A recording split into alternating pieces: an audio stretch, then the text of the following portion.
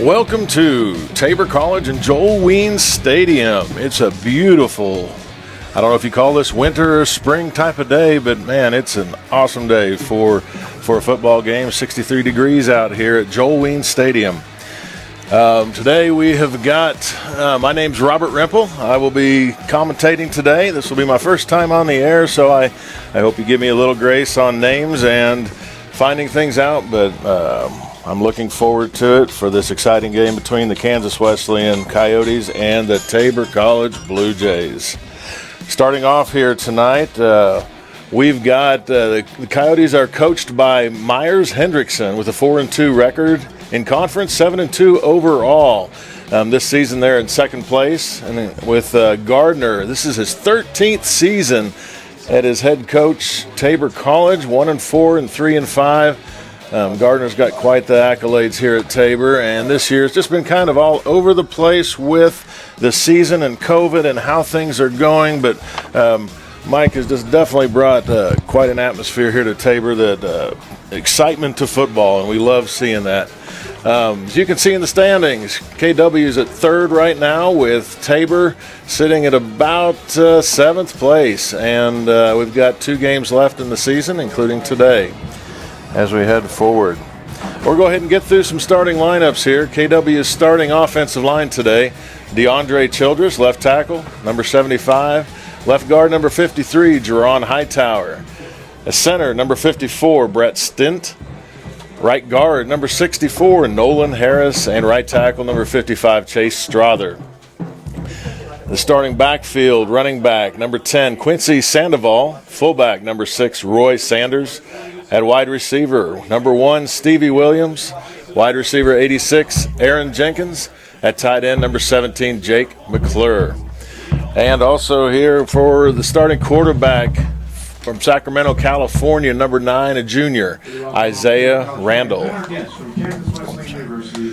KW's defensive starters will be defensive end, number 59, Scott Sanchez. D-line, number 97, Angel Baez. Nose guard, number 26, Malachi Adams. Linebacker, number 92, Rico Nix. And linebacker, number 22, Devontae Gabriel. Linebacker, number 3. And at this time, we'll have our national anthem for a short break here. Hang on.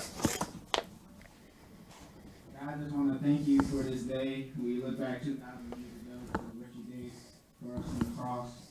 And there's no words to even explain your blessing that you gave to all of us. I ask today that you just give clear minds and clear hearts to all the players that are playing today.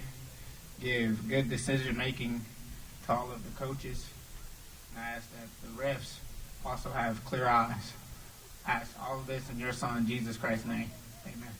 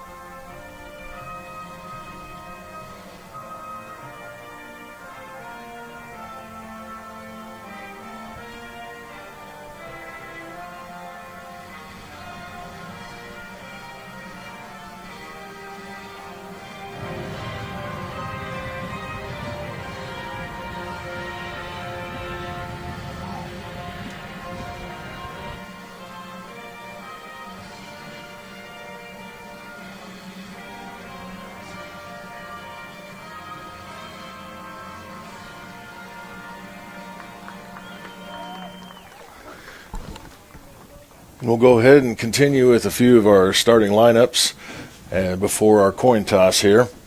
And linebacker, number 3, Jahalen Hayes. Cornerback, number 8, Tony Brown. Defensive back, number 29, Reese Nebel. Defensive back, Sean Browder. and a cornerback, Lane Peters. Defensive guy from San Diego, California, Zaire Velasquez. He's a linebacker, senior, number 43. On to the Tabor. We'll go ahead and get started with their lineups here. As they come out of the tunnel, here come your Blue Jays.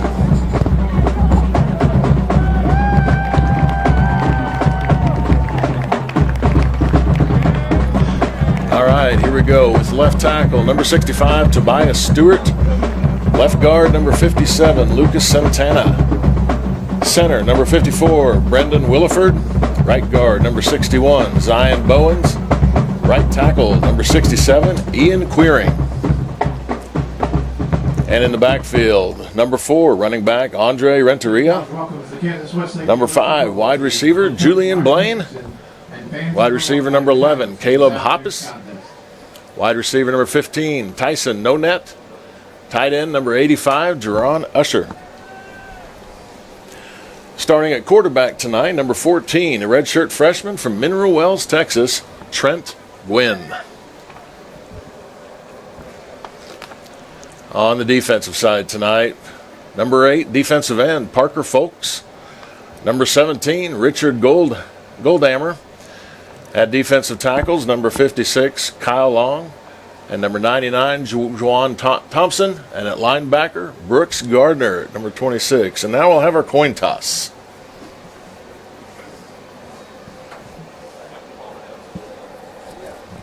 Let's do our officials' name. We've got our coin toss with officials.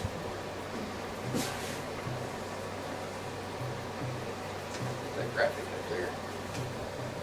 We should have an officials graphic up there. They'll put it up there in a second.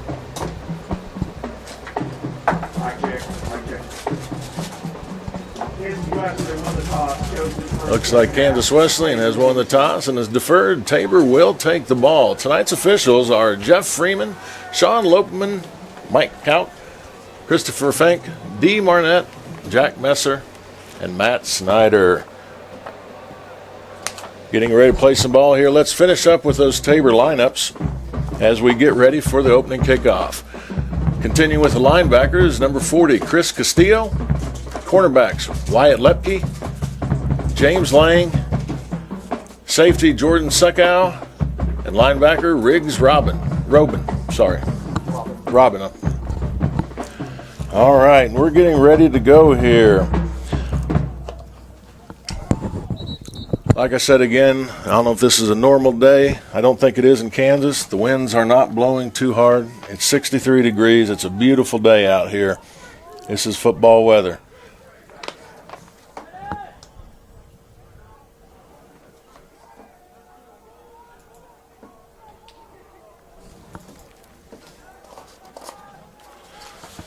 And coming out for the kickoff today, Aaron Main will be kicking it off for the Coyotes. Main is from Tulsa, Oklahoma, Catoosa High School.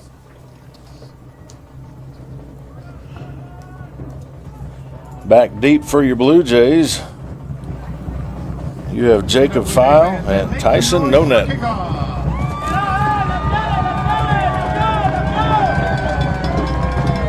And here we go. Kick into the end zone, and we're going to start with a touchback.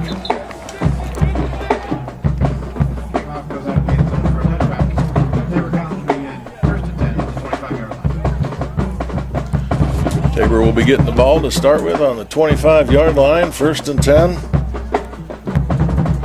We're going to see how the offense is going. Obviously, with this winter spring weather, the practices have been a little bit different. Tabor College gets to share the field with the local high school here, and sometimes practices with all these spring sports makes it a little bit difficult.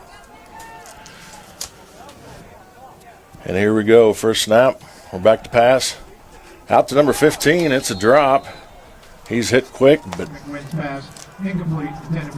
an incomplete pass, and 15 looks like he's not getting up very quick.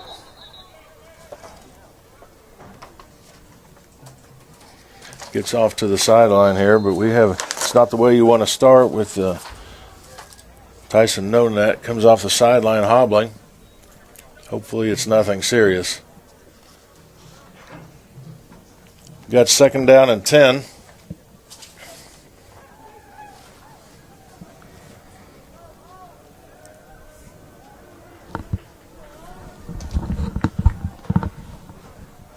Here we go. We're in the gun motion. Handoff to the right side. Renteria. He comes around the end. There we go. We got about 6 or 7 yards on the carry. So it'll be 3rd down and about 3, maybe 4. Pushed out of bounds there by Coyotes, and good pursuit. Almost had him in the backfield there, but he did get on the outside edge there.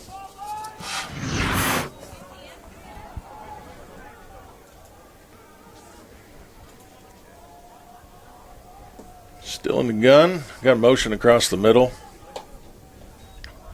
Once again, a handoff to Renteria. He's up the middle. Tackle there by number 6, Velasquez. He was kind of our highlighted defensive guy last week against Bethel. He had 4 solos, 6 assists, half a sack, and 4 tackles for losses. So he's pretty much there. He's one of their main linebackers for Kansas Wesleyan. He stepped up and made the tackle, but Tabor did get the 1st down. So we're 1st and 10 at the 36-yard line. He's back to drop. Pass down the middle. Oh, I think it was slightly deflected by 22 from the Coyotes, Devontae Gabriel. Quick pass. Intent for number 81, Desmond Deason.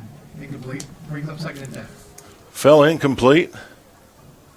No damage done for the Blue Jays.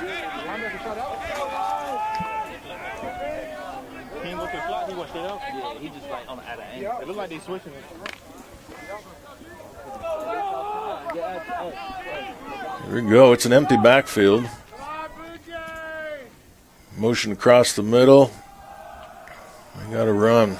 That Coyote defensive line really swarmed that time. No gain. In fact, possibly a 1-yard loss. I would tell you one person made that tackle, but it was several. Renteria was on the carry.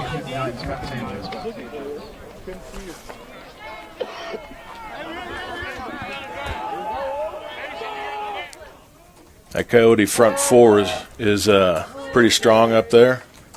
They're a pretty experienced group, too. When you look at their ages, I think all of them are juniors, seniors. So it's a pretty experienced group up front for that Coyote group. We're in the gun, back to pass. Pass down the middle. It's complete. Complete to number 80. Pass complete to number 80, Steven Anderson. Steven Anderson, tackled by Coyotes. Didn't quite see it. We're a yard short of a 1st down, so it's 4th and 1. Tackle was made by Julian Yersati. I apologize now for some of the name spelling or name pronunciations. Looks like Tabor is going to go for it here on 4th down. Gwynn is under center. Hand off to Renteria. Oh, Coyotes came through hard and fast there, and it was tackled. Number 59 was probably leading that. Scott Sanchez was up the middle. Tackle for a loss of about 1. It'll be Coyote ball.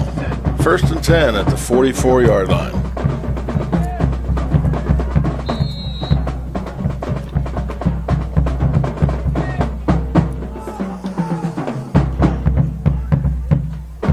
There's a lot of events going on today at Tabor, and as we go throughout the broadcast today, I'll be trying to share some of those events and what's going on. So here we go. Coyotes at the ball. Isaiah ran at the quarterback position. Motion. Handoff up the middle.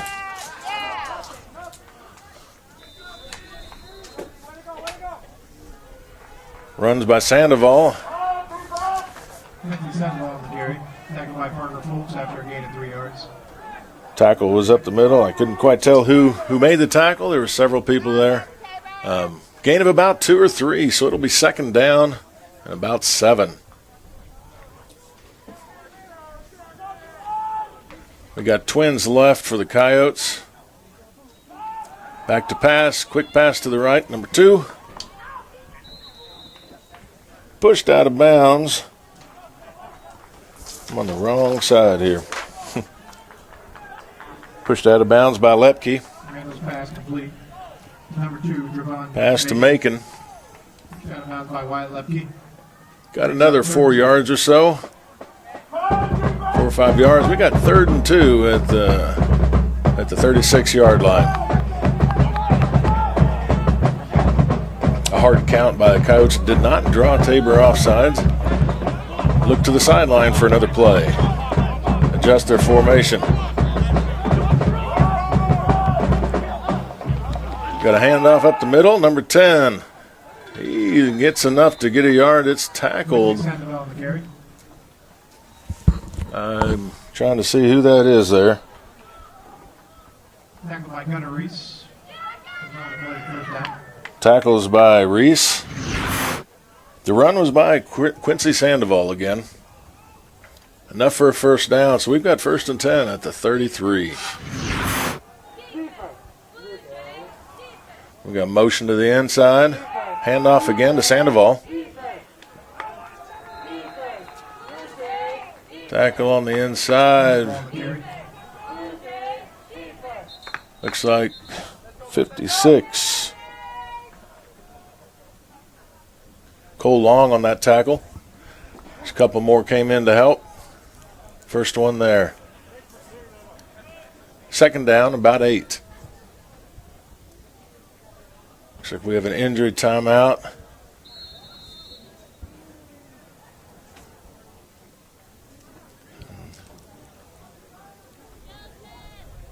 Looks like number 97 is Cedric Irvin. Might have a cramp. Hopefully he's okay too. Trainers are looking into him on the sideline. Coyotes have trips out left. Still in the gun. He drops back, looking for a pass, has some rush pressure on him.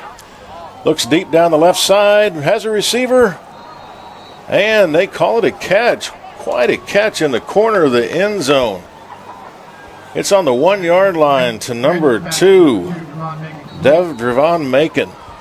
And now we have a flag. Let's look at the replay here as he goes back almost a sacked. Hits the corner. Man, he did hang on, but I don't know about that footwork there. The result of the play is a catch. After the play, have a sideline warning against Tabor. First down. Okay, we have a sideline warning from Tabor after the catch.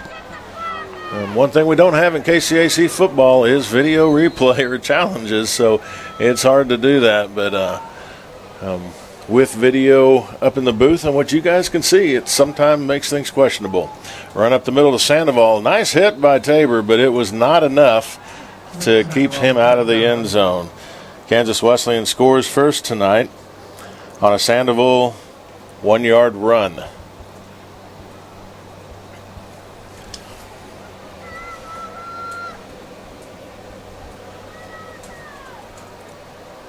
Lining up to kick here, we'll have Aaron Main will be trying extra point for the Coyotes. Long snapper should be Brendan Tackett. The snap, the hold, and the officials say it is good.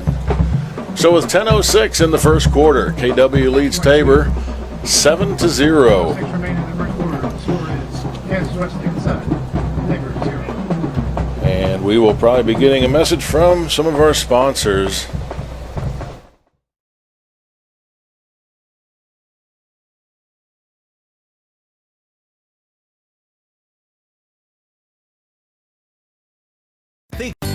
Create an an estate plan that values what you value. The Biblical Estate Design Service from MB Foundation is a will planning service that brings your faith into the process of preparing a God-honoring estate plan. Many donors of Tabor College have used this service to create their plan and have chosen to leave a gift to the college, a gift that will have a lasting impact on future generations of Tabor students. Learn more at mbfoundation.com/Tabor and get started on your plan today.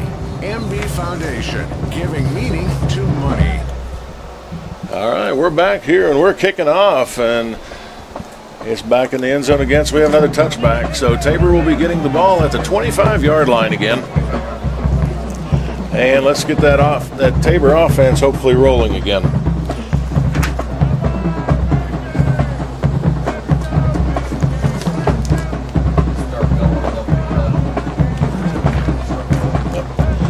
Today, Tabor's baseball team is at Friends with a doubleheader. Tabor defeated Friends 11-0 in a single game yesterday, and so hopefully they're gonna try and get 2 from them today. All right, we're still in a gun formation. We got receivers at both ends and dropping back to pass. Quick pass out to the right side to number 15. Tyson, no net. It's good to see him back on the field. If you remember, on the first play of the game, he kind of got dinged up a little bit, and he's back on the field, makes a catch. Nice little 5-yard gain. So we got 2nd and 5. The Coyotes pushed him out. That Coyote defense is pretty fast, swarms to the ball. Once again, like I said earlier, it's a highly experienced defense. Back in the gun again. Throws down the middle to the 40-yard line. It's caught. He's going for 50, 45-40, down to the 35-yard line. Tackled by a swarm of Coyotes, but that was complete to Adama Hudson. It was a nice catch, about a 15-yard throw with about another 20, 30-yard run. It was a nice catch and run. Gives the Blue Jays a first down at the 35-yard line going in.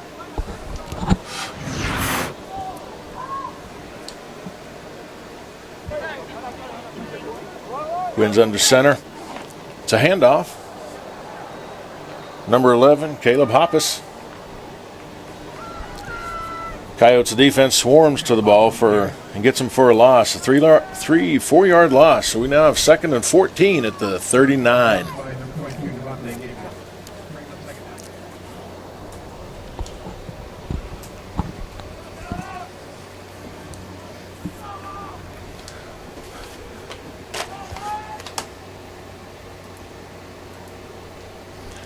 Last week, the Coyotes played, I think it was Bethel, and they defeated Bethel 28-21. And Bethel was doing real well. So this is a very talented Coyote team that comes in here with a lot of experience. Tabor gets the ball on the outside, number 82. I'm looking for numbers here. Like, once again, I apologize for.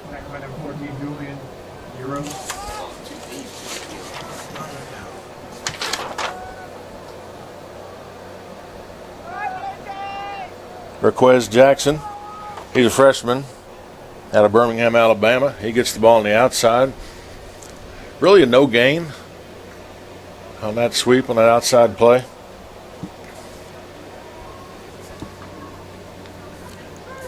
Wins back in the gun. Single tailback. Drops back. Rush in the middle. Pass is released. Intercepted by Kansas Wesleyan, number 14, down the sideline. And he is going to score. Interception was made by Julian Eurost. It'll be almost a 60-yard interception return. 60, yeah, in that area. For the Coyotes, putting the score at 13-0.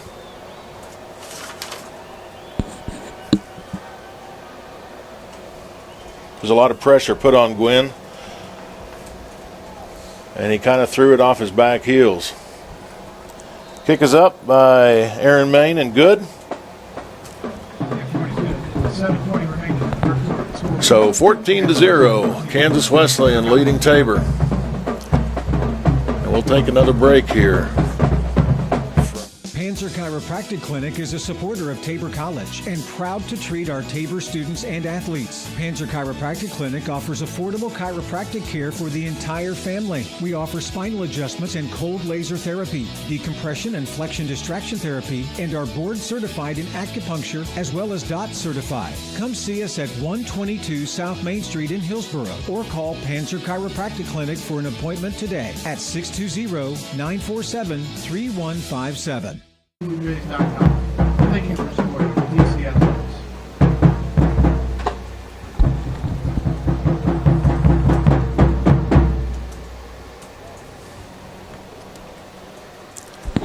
And we're back here at Joel Weens Stadium. Coyotes just scored on an interception return with number 25 kicking off for them again, Maine.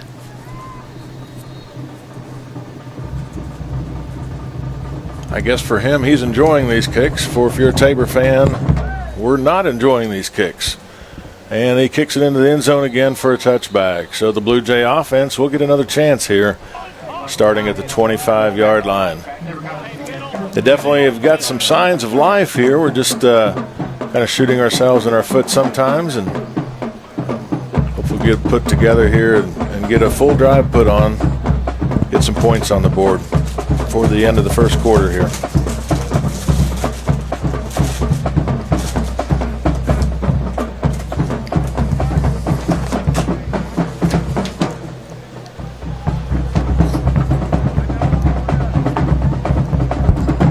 Here comes that Tabor offense again. Gwynn's back in the gun.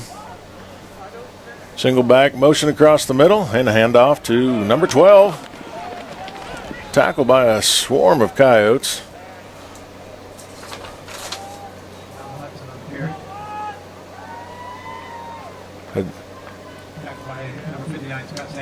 Adam Hudson on the run. Tackled by number 59, Scott Sanchez of the Coyotes.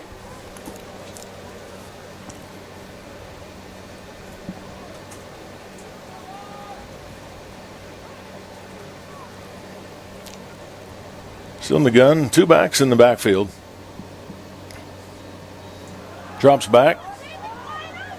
Nice pass up the middle to number 11. He gets about 8 or 9.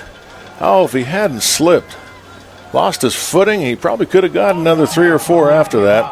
But we're looking at 3rd and 2. It was a nice catch by Caleb Hoppus. Right up the middle. Let's look at that again here. Picked up that blitz. Catch up the middle. Oh, just right there, caught his foot. So close to getting another 5 to 10 there.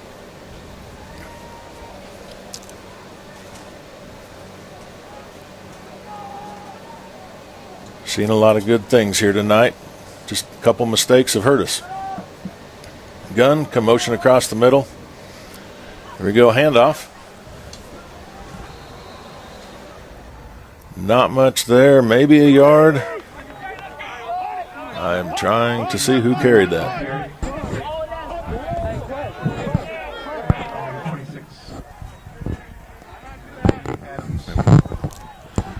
We've got 4th and 1. Coach Gardner's not going to go for that one, so we are going to punt on this one.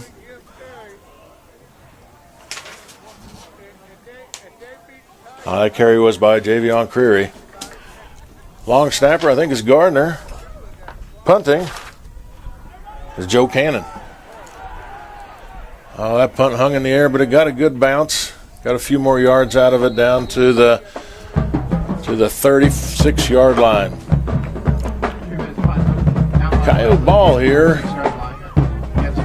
with 5:08 to go in the first quarter. And here comes the Tabor defense.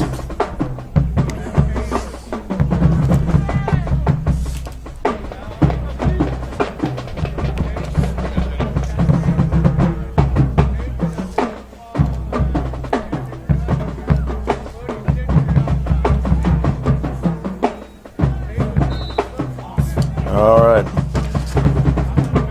Sandoval back in the gun. Twins both sides here. Motion across the middle. Handing off to number 2. Gets around the outside. Tackle by 44. Robin.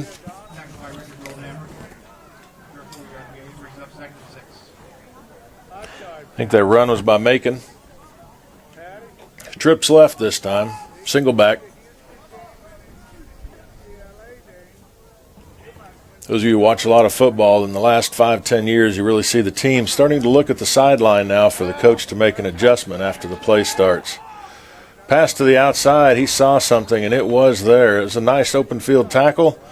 Catch was made by number 1, Stevie Williams, but that tackle by James Lang. By Lang was a nice open field tackle. Hadn't made that one, it might have went the whole way. So we got 1st and 10 for the Coyotes. Motion gun. Run up the middle, number 10. Sandoval. Sandoval on the carry. I think earlier I was saying Sandoval for the quarterback instead of Randall, so I apologize for that. Randall's at the quarterback. Sandoval's at the running back. So for you Coyote fans out there, I do apologize. Randall in the gun. Checking with the coaches for some adjustments, and we got 2nd down and about 5. He drops back, looking left. Any pressure? Almost. Oh, sack. Threw it into a lineman. I think they're going to talk about whether that hit a lineman first or not, or whether it hit a defensive player. Good pressure by Folks and who was the other guy there? 94. Folks and Piles, the 2 defensive ends for Tabor, really put some pressure on him and made him throw a pass. I think they were trying to figure out if there was any receiver even in the area, but they determined that there was.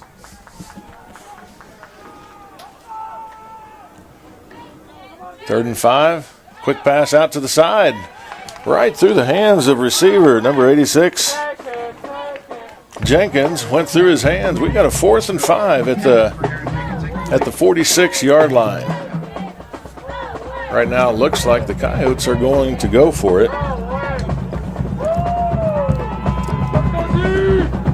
Need the Blue Jay defense to step it up here.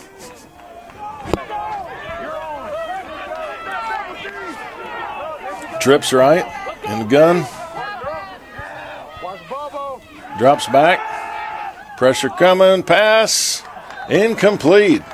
Turnover on downs. Blue Jays held the Coyotes on 4 downs. Turnover on 4 downs, and now Blue Jay offense will get it going here. So it's nice to see that. And we will take a short break for a sponsor here. Since 1962, the Eitzen Agency has specialized in insurance for churches, colleges, and faith-based ministries. As an independent insurance agency representing Brotherhood Mutual and other fine companies, they can find the right policy for you at the best price. For more information, call the Eitzen Agency at 800-375-2553 or go online to EitzenAgency.com. That's EITZEN agency.com. The Eitzen Agency, proudly supporting Tabor College athletics for 3 generations. Number 81. All right. That short sponsor break, we already missed one play. That's my fault on that short pass to Desmond Deason for a gain of about 3. Game of 4. I apologize. Out to the left. It was a nice pass and catch. 2nd and 6.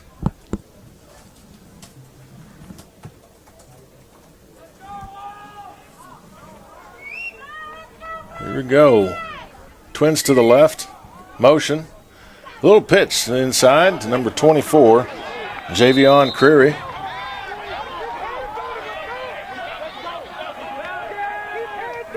Nothing going there. Loss of 1 yard. We have 3rd and 7. It's a good push by the Coyote linebackers, as they step up and make that tackle.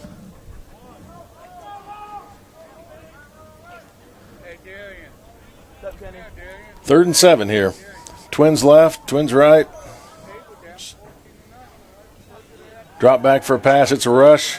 Pass out to the right side. It's complete. It's going to be a little bit short. Complete to number 11, Hoppus. It's going to be about 4th and 2. Going to be about 2 yards short here. 4th down. What's Gardner going to do? Is he going to go for it? Right now, it looks like he's leaning towards going for it. I don't see anybody switching in.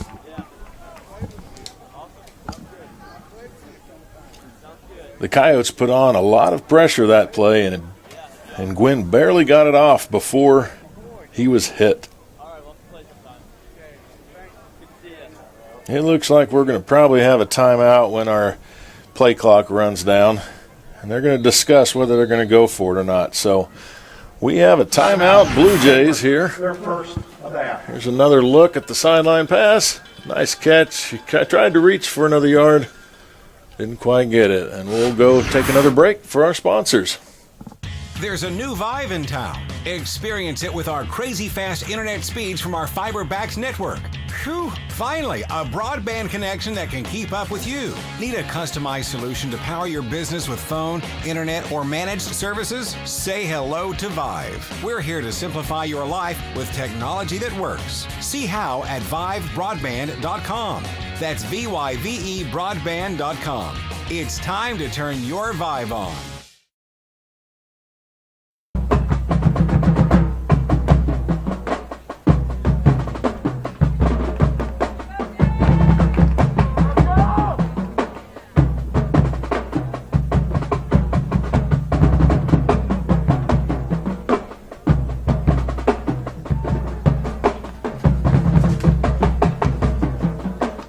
Listening a little bit to the Tabor College Band you're listening to the Tabor College Band as they play. As Tabor comes back out after that timeout, 4th and 2, coaches discussed what's going on, and we're going to see what happens here. A motion, a little cross action. Renteria with the ball, and he pushed forward. Renteria really runs hard. He got about 4 yards there, enough for the first down. Tackled by several Coyotes. Like I said, it was enough for a first down.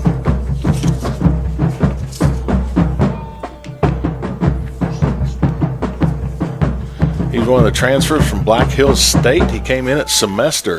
It's been a nice addition for the Blue Jays, as we are seeing today. First down for the Blue Jays. Back in the gun, a little pass to the right. Oh, nice. Quite a hit. Knocked the helmet off of Nonet. But he held on to the ball. Gained about 4 yards. Take another look at that from the sideline view. A little pass to the... There you go. Nice catch. Way to hang on to that ball. Gives us a 2nd and 6.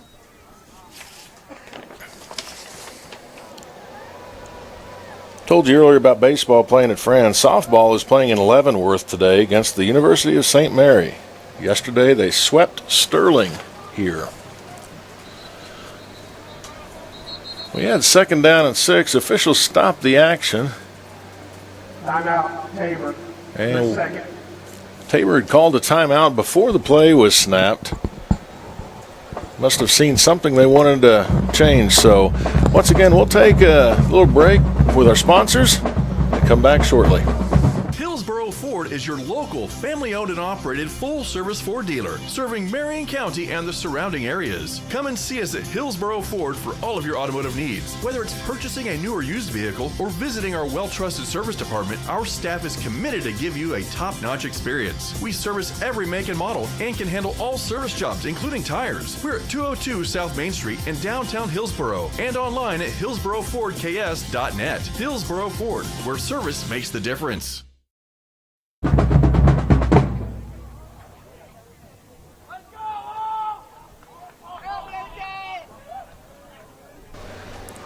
All right, we're back here at Joel Ween Stadium with 29 seconds left in the first quarter. Tabor's got the ball, second down and about 6. Gwynn is in the gun, trips left. Handoff up the middle to Renteria. Nice hole.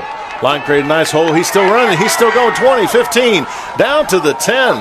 Nice run tackle there by number 3 and 36 of the Coyotes. I got to look through my sheet here. Velasquez and Haynes from the Coyotes made the tackle downfield, saved the touchdown. But nice hole made by the offensive line for Tabor. For Renteria as he scoots through and picks up good yardage. 1st and 10. Well, they're going to say it's right on the 10. So, first down is a touchdown. Pass into the corner. Are they going to count it? Are they going to give it? Touchdown. What a catch by No-Net. First touchdown pass of the night for Gwynn to the corner of the end zone. That was a spectacular catch. As he drops back, throws it, reaches, touches his toe in the corner, and hangs on. What a catch. What a throw. Way to get on the board at Tabor. And here comes the kick by Cannon to get 7 points on the board here. The snap, the hold, the kick is up, and it is good. The score, Tabor 14, or KW 14, Tabor 7 on this catch in the corner of the end zone by, I got to look for his first name, Tyson No-Net. And we'll take a short break as we come back to the second quarter with the score, Kansas Wesleyan 14, Tabor 7.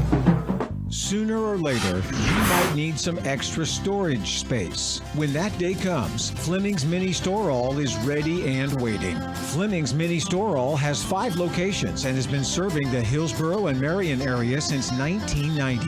They've got a variety of storage size options and can even handle boats and RVs. To learn more, just visit FlemingsMiniStoreAll.com or give them a call at 620-382-5550. Fleming's Mini Store All, the solution for your storage problems.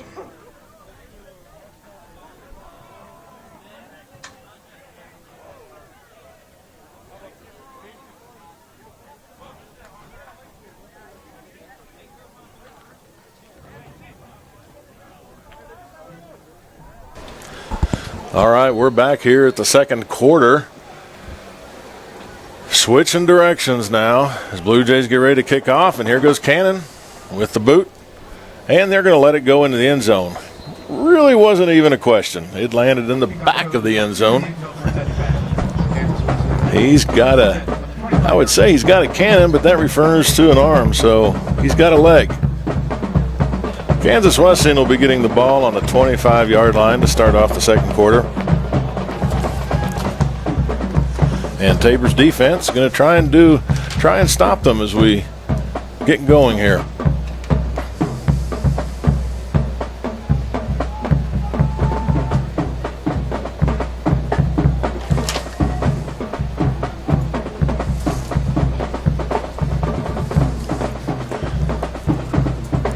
All right, Randall back in the gun. 2-back set.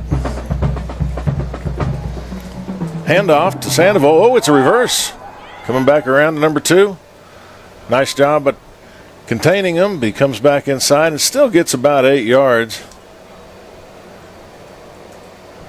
Devon Macon on that carry. Coyotes going right on the ball again. Quick. Handoff right away again to Sandoval. And he gets enough for a first down. About 3 or 4 yards. Tackle made on the inside there by the Blue Jays. Right back on the ball. They're going no huddle right now.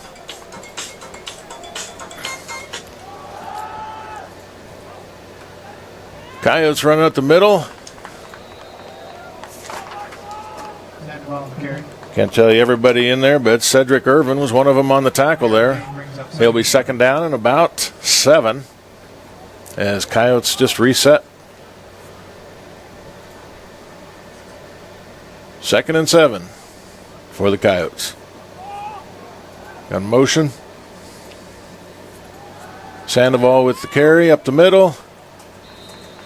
Tackle by Gardner and Sandoval carry. Tackle by Parker Folks. And Brings up Folks. 3rd and 1.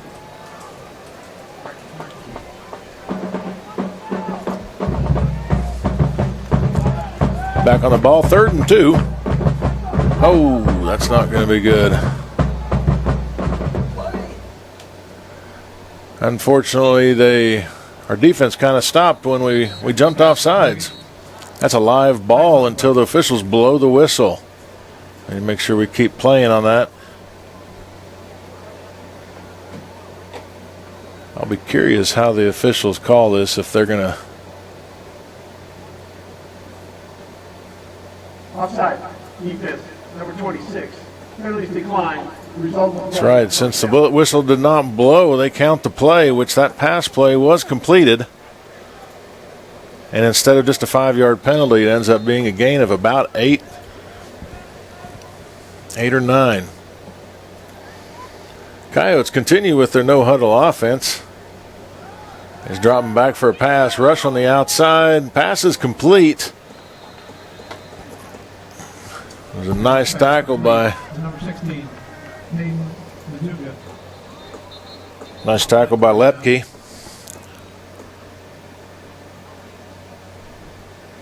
There's a Coyote hurt on the field on the 38-yard line. Trainer's out looking at him right now. And it will be 1st and 10 for the Coyotes on the 35-yard line. Hopefully this is nothing serious. Just a few other things for today. The Tabor tennis team has traveled to Bethel today. And the track team is also at Bethel. So tennis and track went to Bethel to compete. And the women's soccer went to Oklahoma Wesleyan for the first round of the KCAC tournament. So a lot of things in action today. It's a great day to compete. A lot of good weather. Like I said earlier, this is just an optimal day to compete in something outside. It's great to be outside, and with all this COVID stuff going on, it's just it's good to be outside and not worried about indoor things right now. Coyote player got off the turf and is walking off. Hopefully he is okay. Has approached the line, and here we go for 1st and 10. Coyotes lining up again. Looks like they're run out here to this side to Macon. And we've got a flag on the play. Macon on the carry. There are flags on the play.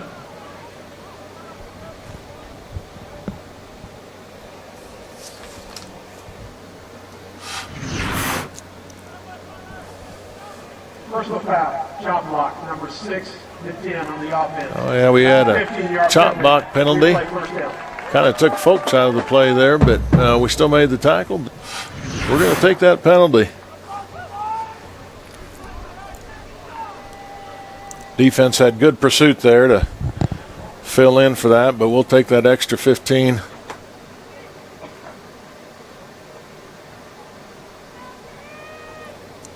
Take that extra 15 any day. So we're looking at 1st and 25 right now from the 50-yard line for the Coyotes.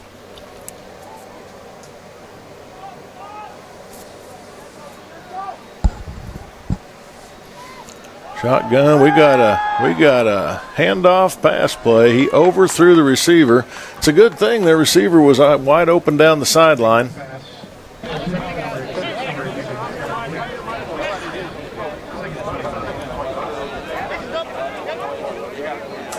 Trying to see that. Yeah, Javon Macon again on the carry and then a throw. I think he was trying to hit.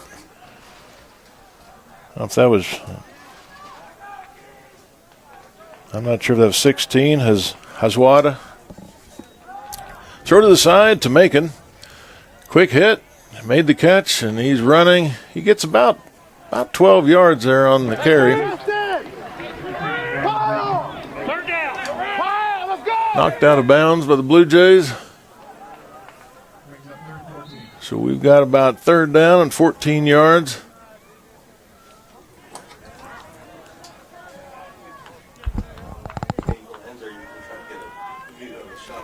We got trips right here. We're still in the gun. All right, quick pass, quick catch, but only a few yards. It was a nice play out there by number 13 for the Blue Jays. Wyatt Lepke came up hard, made a good tackle. We got 4th and about 8-9. Make some noise, Tabor College fans. Defense has been on the field a little while. Probably getting a little tired. They need to suck it up here for one play. Here comes. Got some pressure on the quarterback. He's rolling. More pressure. Catch is made. Got the catch. Enough for the 1st down. That tackle was... Pass complete to Stevie Williams. Catch was made by Stevie Williams. That tackle Was on the play the 1st down.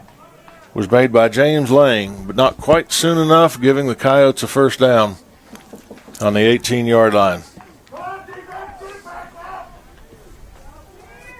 Trips left for the Coyotes. Giving the ball up the middle again. There's not much there. Tackle in the middle by several Blue Jays, Folks and Robin and a couple of those D linemen in there.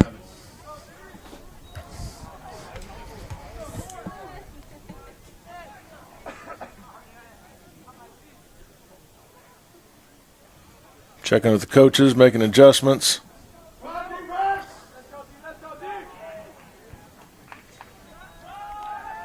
Throw quick to the left. Once again to Macon. Tackle made on the outside there. Randall's pass complete to Javon Macon. Looks like got enough for a 1st down, so we'll have 1st and goal for the Coyotes at the 5 to 6 yard line. He's up 1st and goal.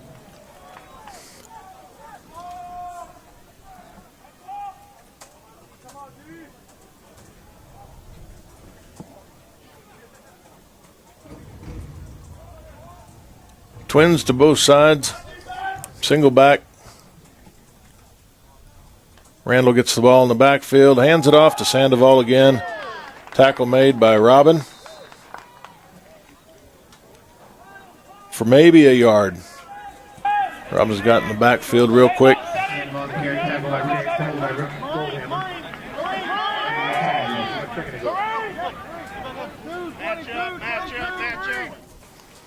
Tabor has a chance to make a couple substitutions here on the goal line.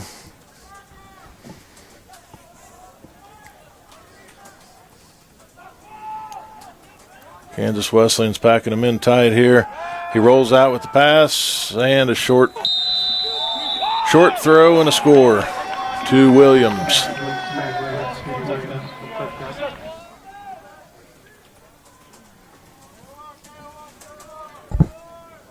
Pass from Randall to Williams from about 4 or 5 yards out, 3-4 yards out.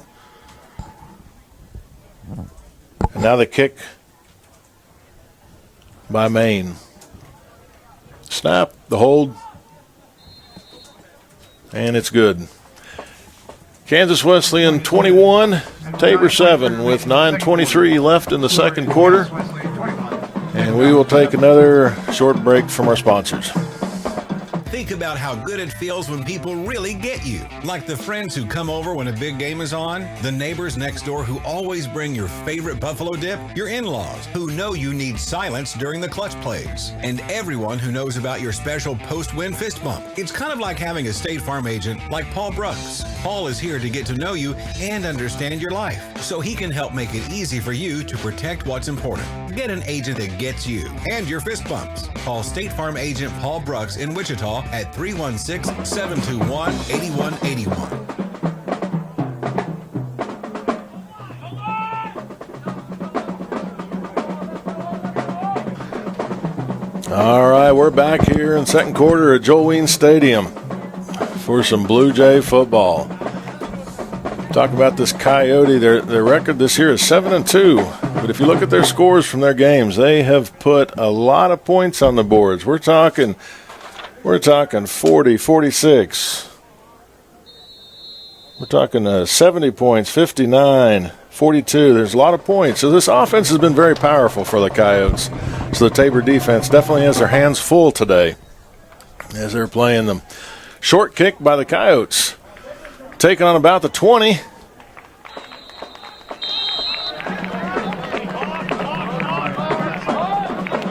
Hudson. Return by Hudson.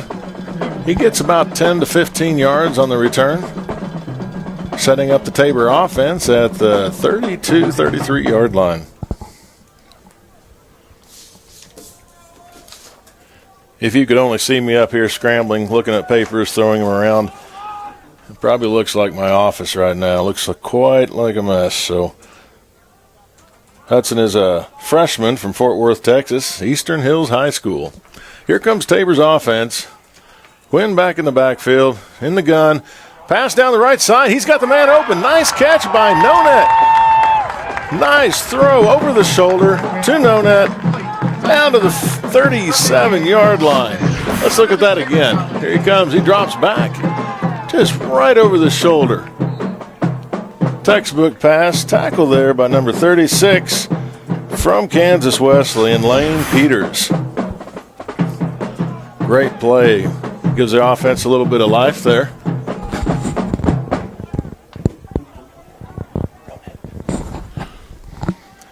And it's first down and 10 again.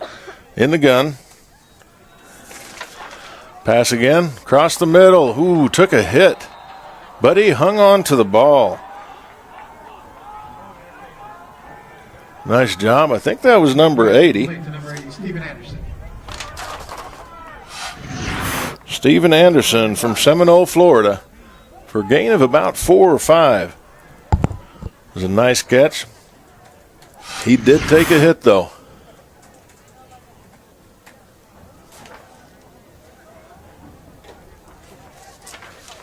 We got trips left for Tabor. 2nd and 5. Pass again to the left side. Nonek comes back inside, catches the ball. I think he needs to strap his helmet on a little tighter. That's the 3rd time tonight it's come off.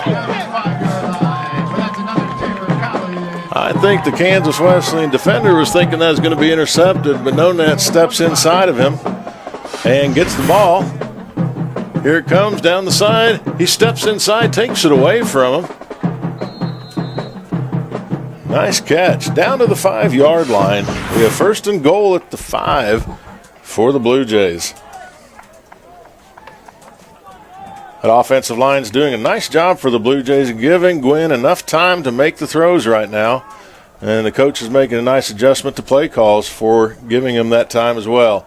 Throw up the middle, right down the middle, number 85, tight end Jerron Usher. Touchdown Blue Jays. Nice play, nice sequence of plays that series, putting the Blue Jays in good position, right down the field. Here it comes again, down the middle, touchdown, perfect throw, nice catch. And we have a Blue Jay touchdown. With Joe Cannon lining up for the extra point. Oh, it's a shift. Looks like we have some trickery going on here. Handoff. Oh, don't think that worked. Wow. The Coyote defense was not fooled by that at all. They tried to put a little 2-point action on them there and get a little advantage, but that did not work. The Coyote extra special team defense came up and stopped them short. And right now we have 21 Kansas Wesleyan, Tabor 13, 7:39 left in the second quarter, and we'll take another break from our sponsor. Create an estate plan that values what you value. The Biblical Estate Design Service from MB Foundation is a will planning service that brings your faith into the process of preparing a God-honoring estate plan. Many donors of Tabor College have used this service to create their plan and have chosen to leave a gift to the college, a gift that will have a lasting impact on future generations of Tabor students. Learn more at mbfoundation.com/Tabor and get started on your plan today. MB Foundation, giving meaning to money. All right, back here at 63 degrees at Joel Weens Stadium with Blue Jays just scoring on a very short, I didn't even check the time on that drive, but it was not long. Here comes a kick by Cannon, and I don't think he's going to return that. It landed on the top half of the E of Blue Jays. So Coyotes are going to get the ball. First down and 10 at the 25-yard line. And the Blue Jay defense is going to be back on the field. The last time they were out here, Coyotes went no huddle and used several four down series there, and it took a lot of plays, and I think that Blue Jay defense got pretty tired. So hopefully that doesn't happen this time and they can get them a little bit quicker. So here we go.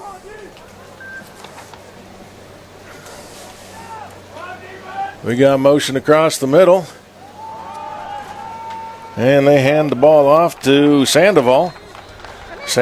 Quincy Sandoval has been their guy today, running the ball quite a bit. He's from Salt Lake City, Utah, from East High School. Tabor defense up front. Right now it's 97 Cedric Irvin and Cole Long are up in the middle.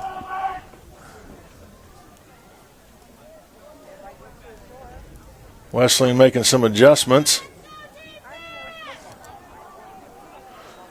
Draw back, quick pass out to the side to Macon.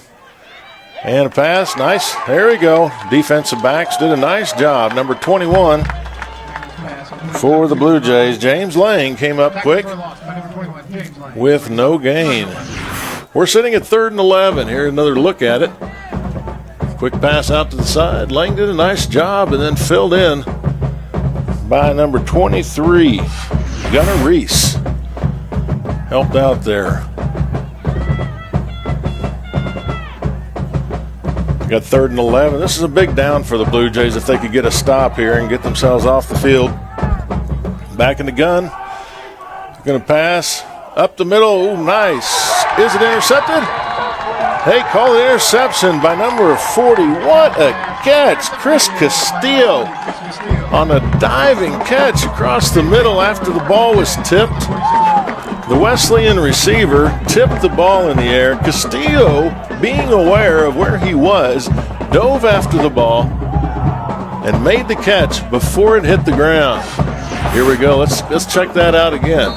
So he drops back. Ball's tipped a little.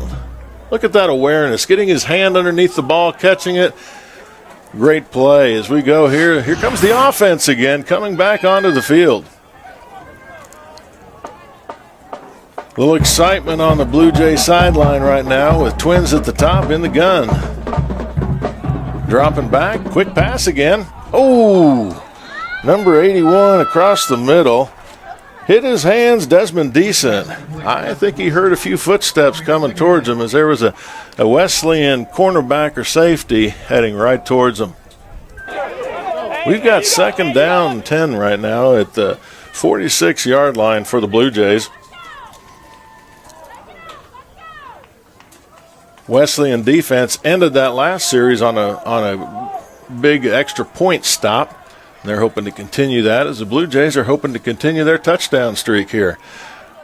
Big pressure on Gwynn. He ducks underneath, makes a nice throw across the middle to Adam Hudson. Goes off his hands, though. Dropped another one.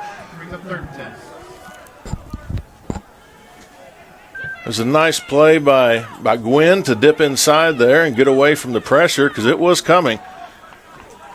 Those are the catches that Tabor's got to make if we're going to get some scores against Wesleyan. Their high-powered offense probably can't be shut down all night, so we need to take advantage of it when we can. Here we go with 3rd and 10. Twins up both sides here. Drop back. Here comes the pressure again. Gwynn steps up in the pocket. He's running, but he does not get by Velasquez. Oh, that's... And I think we're going to have a penalty against the Blue Jays here.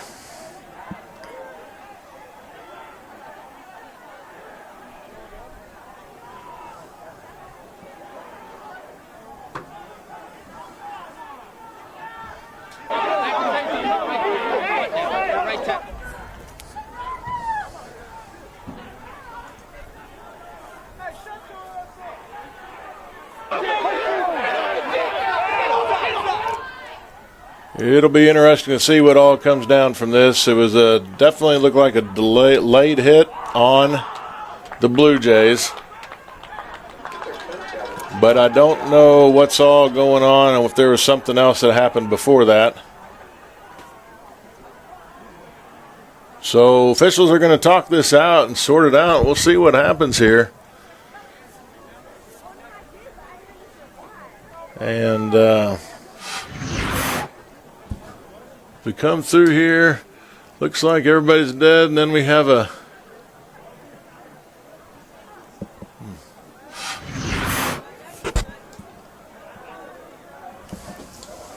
After play, personal foul, number 61 on the offense. That's a 15-yard penalty. The play does count. That brings up 4th down. So we have a late hit, number 61 from the Blue Jays. 15-yard penalty. That will just be enforced before the punt, so it'll be 4th and about 25.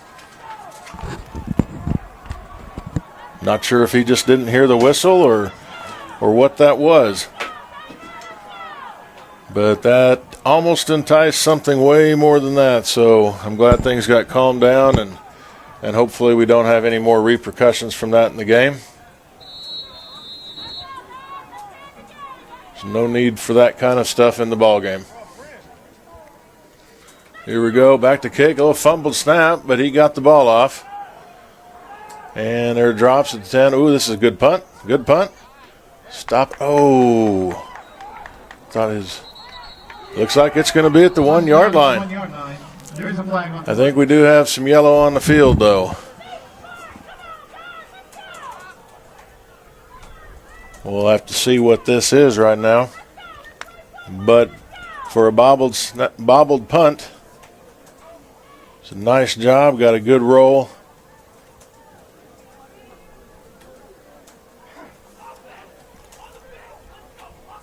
His officials talking through that. It's probably a best case scenario for Tabor if that play stands where they can get it there, because after that 15-yard penalty. Unsportsmanlike conduct, number 11 on the kicking team. That's a 15-yard penalty. It'll be a 1st down. That's 11's first unsportsmanlike of the game. Instead, we have another unsportsmanlike against Tabor. That one gets pretty costly because that puts Kansas Wesleyan at the 16-yard line.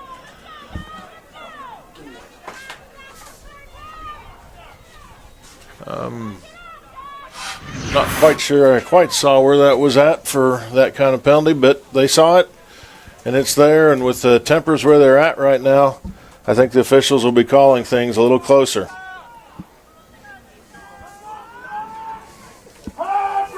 So we're going to have to be careful, and probably both teams will be right now, as the officials are going to be looking for those extra little things. Coyotes come out with trips on this side and in the gun again. Randall gets the ball, hands it off to Sandoval again, up the middle. Almost gets tackled inside, but gets away. It's a nice run there by the Coyotes, but he gets tackled by the Blue Jay by number 40. I might have seen that wrong. Yeah, Castillo on the tackle. Coyotes right back on the ball again, running their no huddle. Checking for some adjustments on the sideline. 1st down to 10.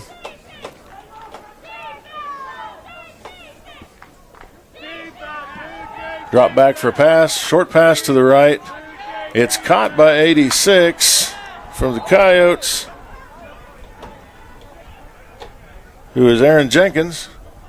Good catch by Jenkins. 21 of the Blue Jays was right there, James Lang, to make the tackle, but not before they got 8 yards on the catch.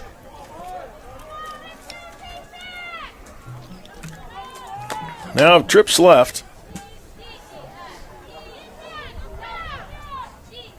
Handed off up the middle. Sandoval's not in this time. Running back is 21, Nick Alsman. Sophomore from Belleville, Kansas. Belleville, Kansas, Republic County High School.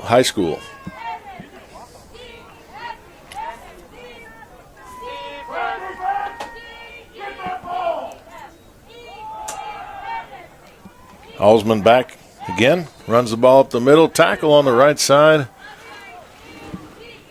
Looks like tackle by Robbins. Gain of about 4, 2nd and 6. Right back on the ball, still running that no huddle.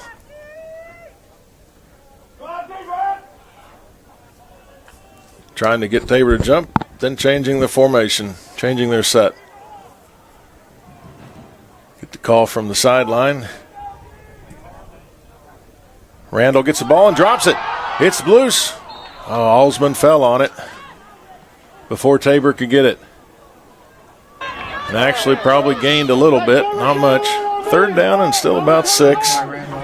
Recovered by Alsman at the 45-yard line, brings up 3rd and 6.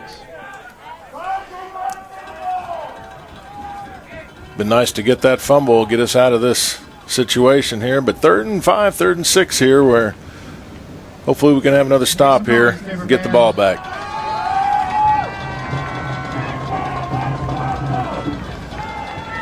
Here comes a throw across the middle to number 86. Oh, he got away. He's still running. Gardner makes a nice tackle in the middle of the field, but not before before Jenkins gets about 10, 15 yards on that catch. First down Coyotes at the 40-yard line, 39-yard line. We got trips right for the Coyotes, single back. Looks like Sandoval's back in, and he gets the ball. Runs up the middle. Tackle by Folks and Suckow. Folks and Suckow on that tackle. Tackle by Parker Folks and Gunnar Reese. 2nd down and 4 for the Coyotes. Trips left. Once again looking for any adjustments from the sideline. And it's a go time.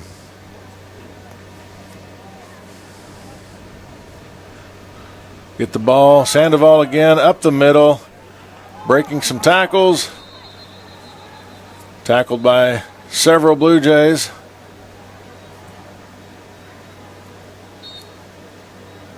You can tell the Blue Jays are getting a little bit tired. The defense has been on the field quite a bit here this quarter. Got 1:45 left in the second quarter. 1st and 10 Coyotes. Be nice to have a big stop here right before half and only go in down 21-13. The gun, Sandoval with the ball. Nice tackle from underneath there. I'm trying to pick out the number. I think it's, I'd like to say 45. Sandoval on the carry. But it's the D lineman on that side. Back by Courtney Craig. I don't know if that means I'm just getting old, but I think it's 45. Courtney Craig. He's from McPherson. Local guy, just 20 miles down the road. Pass down to the corner of the end zone. A little bit overthrown, out of bounds. Incomplete. Stops the clock at 3rd down and about 7-8 for the first. 59 seconds until the half.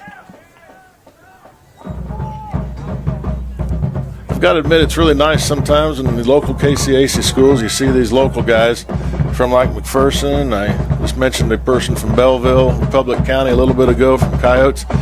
It's fun to see these local guys that are playing on these teams and having some pretty good success. And I know there's more of them too. right, here goes Kansas Wesleyan with trips left. In the gun, gets a pass. Quick to the left. Almost touched the turf. I think it was out to Macon. He is right at the first down marker. I'm not sure if they're going to give it to him, but I think they're going to call it fourth down. Brings up 4th and 1. And it looks like Kansas Wesleyan is going to call the timeout with about 49 seconds left in half. 4th and 1. And let's take a break for a quick short break for a sponsor before halftime here.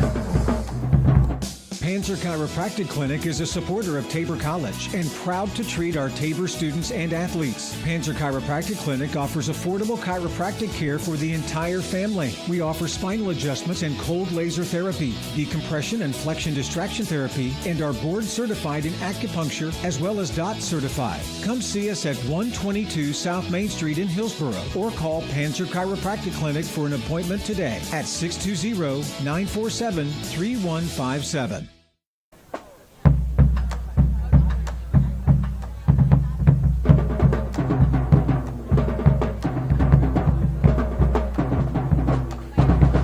All right, we're back here at Joel Weans Stadium doing a timeout before half. I know Wesleyan would really like to punch one in here to get their lead up a little bit, and Tabor is really wanting to stop them so they can maintain this 21-13, or, hey, even a stop. We got 49 seconds to go back and get a score before half yet, too. So there's a lot to think about here as the coaches are trying to figure that out, trying to get the most out of their players here with just a few seconds left. Obviously, they're looking. You look back at the last quarter, and you can say a few plays have really changed things a lot with some of these penalties that Tabor's had. But it's also been some big plays. Tabor's had a couple of turnovers that have been costly, penalties that have been costly, and then there's just been a few things that you'd like to look. Obviously, looking at the Tabor side, you'd like to say a few things would have went the other way. We'd be in this game a little bit more. And the snap with the handoff at the middle to Alsman. And it looks like he did get enough. The line got enough of a push to get him a yard or two. Alsman on the carry. So Nick Alsman from Republic County High School did get about 2 yards, giving them first down and 10 at the 14-yard line. Once again, Kansas Wesleyan calls a timeout to stop the clock with 43 seconds to discuss what they are going to do here coming in. So if you look at what's coming up here, like I said, we've got a lot of action with Tabor sports today, with baseball, softball, tennis, track, and soccer all competing today at different venues. The April 5 tennis team will be heading to Ottawa, and then April 5 and 6 golf will be going to Prairie Dunes and Hutch. Now, if you guys have never had a chance to play at Prairie Dunes, I know it's a club, but if you ever get that chance, that's quite a golf course. Sometimes these college kids get the opportunity to play on places that no one else gets to, and it's a neat opportunity. April 6, baseball will head to McPherson, and April 7, softball will host Kansas Wesleyan out here at the sports complex. So a lot of activities going on this spring, especially since COVID changed a lot of people's plans, schedules.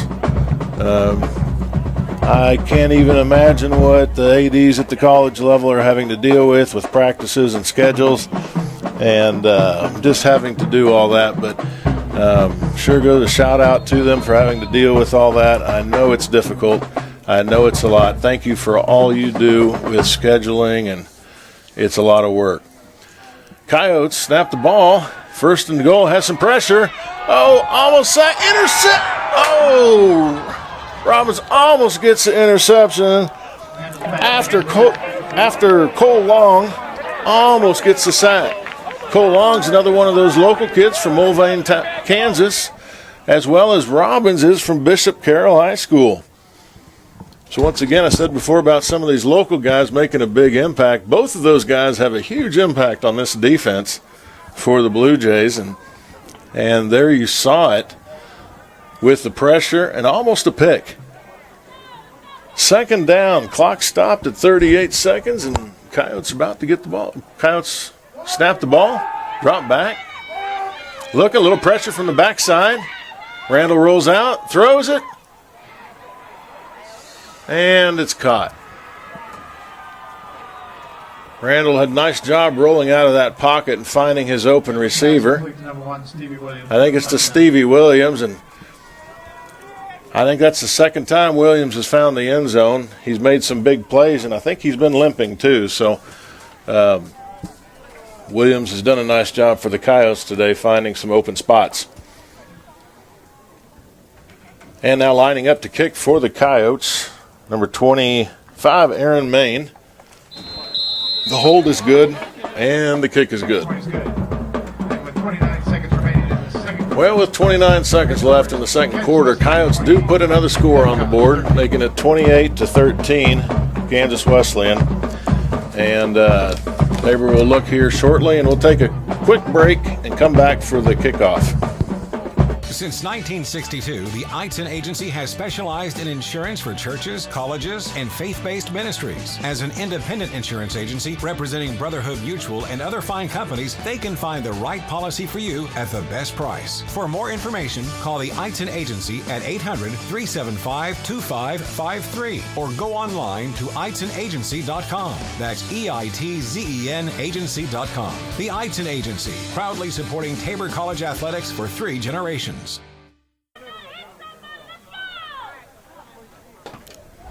All right, and we're back here with 29 seconds left in the second quarter. If you're just joining us, Wesleyan just scored before it was about an 8-yard pass from Randall to Williams. Here comes a kick from Maine. Short one. I think it's meant to drop in there. And that one was returned by Hops. Short little gain there. He's from McPherson, Kansas, just down the road again here. So Tabor will get the ball back. 26 seconds left. We'll see what Gardner does here. If he is going to try and get a score, if he's going to just let it run out before half. But here comes the Tabor Blue Jay offense.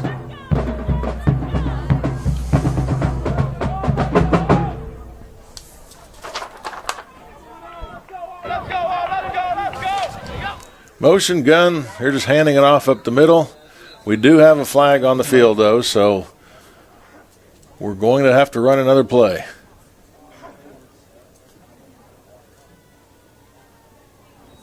False start, offense.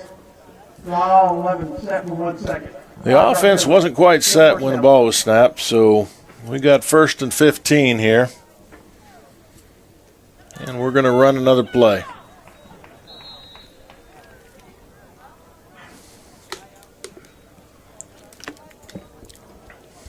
Double twins, motion. Handoff up the middle. He break loose. Got a few extra yards there.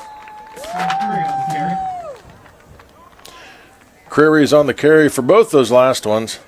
And that time he did get about 9 yards. No, he got about 14 yards. Sorry, 1 yard short of a first.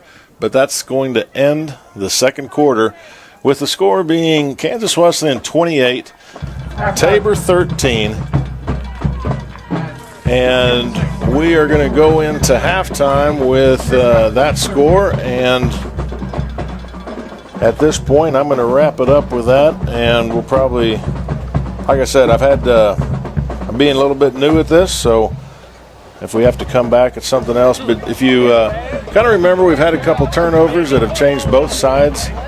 Their offensive output and the scoring, and just some of the big plays that have changed the score in this game. But just 1 minute before halftime, it was 21-13.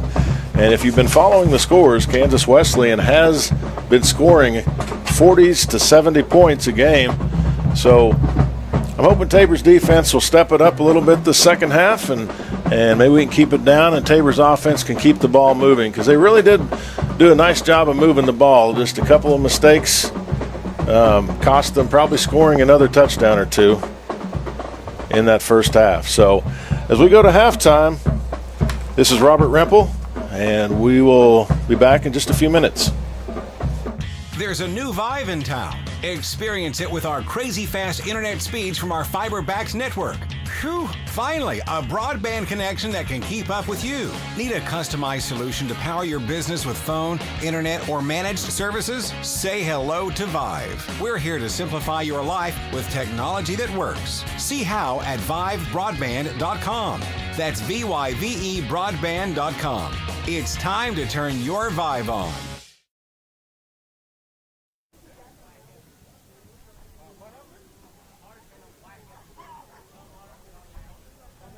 Hillsboro Ford is your local, family-owned and operated full-service Ford dealer, serving Marion County and the surrounding areas. Come and see us at Hillsboro Ford for all of your automotive needs. Whether it's purchasing a new or used vehicle or visiting our well-trusted service department, our staff is committed to give you a top-notch experience. We service every make and model and can handle all service jobs, including tires. We're at 202 South Main Street in downtown Hillsboro and online at hillsborofordks.net. Hillsboro Ford, where service makes the difference.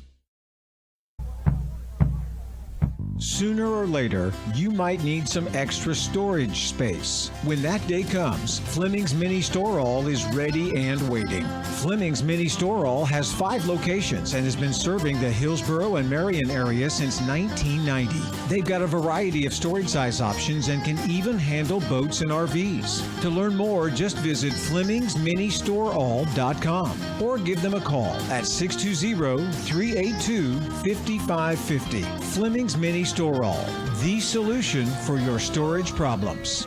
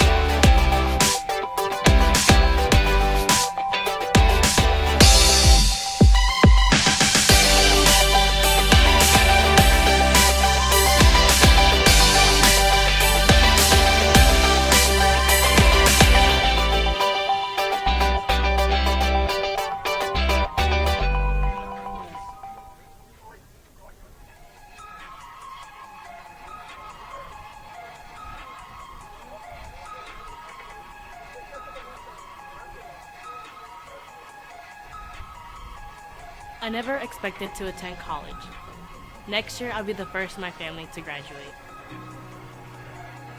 Hi, my name is Irene De La Rosa from Wichita, Kansas, and I'm a junior at Tabor College, double majoring in biology and exercise science. Outside of the classroom, I play soccer. I'm the president of Green Club, vice president of Science Club, vice president of Students of Color of Alliance, and Tabor's ambassador for the Center for Sustainable Climate Solutions. I love hanging out with my teammates and the friends I have made on campus. What drew me to Tabor was that I did not have to end my soccer career in high school. I received a soccer and academic scholarship that would make my decision easier. I also had a conversation with a close friend who encouraged me to see this as a sign from God, who was reaching out his hand to me and asking me to trust him. I came to Tabor not having a strong relationship with God, but because of the community and my teammates, coaches, professors, and friends, I am seeing God work in my life. This past year, their gifts not only provided a path to graduation through scholarships, they also provided us the tools to get there. This year, students like me did not have to worry about buying books. Instead, thanks to the generosity of donors like you, our books were already paid for. Your gifts prepare us to be successful in the classroom so we can make a difference in the world. If you have given gifts to Tabor, thank you. Thank you for giving me the opportunity to be the first person in my family to graduate from college. Your gifts have given me and hundreds of other students the ability to be transformed by the Christ-centered education and prepared to make a difference in our communities and the world.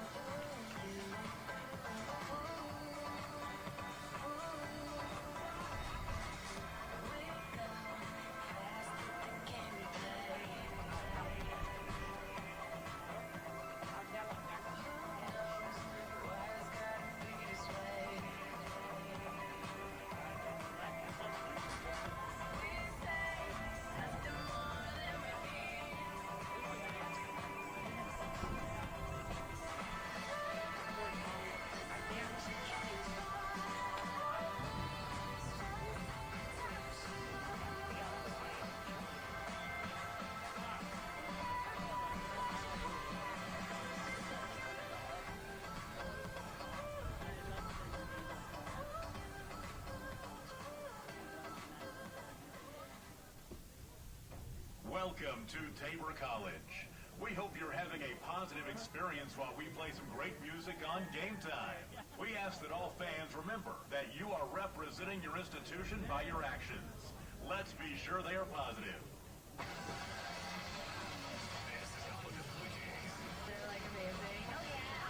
Welcome to Tabor College.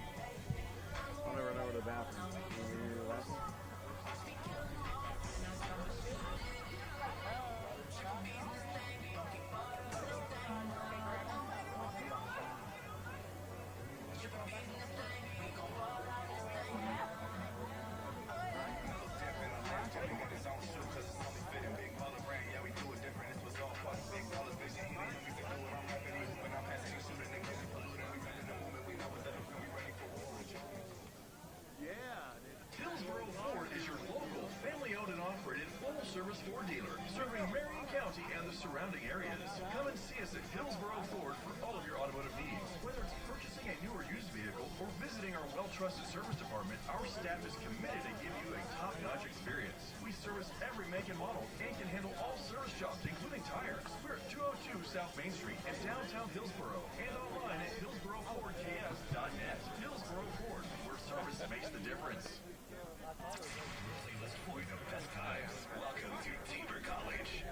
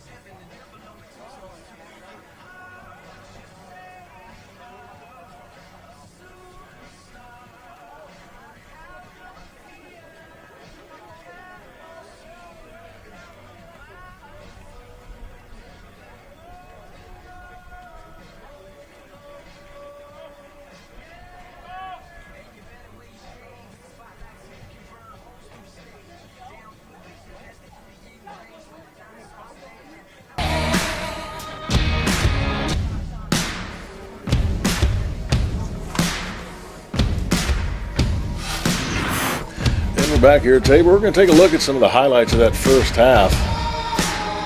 Short pass down the middle. Some big plays that obviously had a big influence on the game.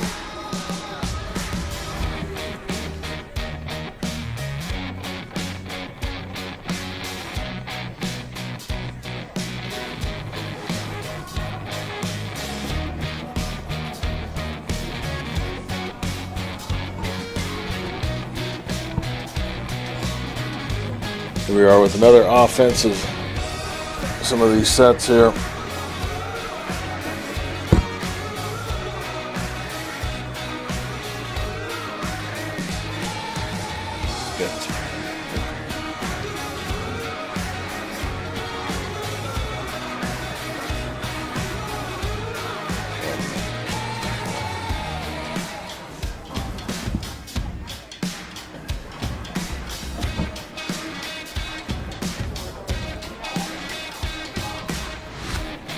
Gwynn had done a nice job settling into that Tabor offense as the quarter and second quarter went on, hitting some nice passes up the middle, as you can see here. Receivers, like in this play, number 12, Adam Hudson, he made a nice little run after the catch, giving the Tabor some big yardage. Defensively, some good pressure on the quarterback. Didn't quite get the sack, but it made a good disruption in the backfield. Renteria ran the ball well in that first half. I don't have statistics from the first half, but like I said earlier, Gwynn just kept getting better as it went here, and as we're getting ready to kick off the second half here.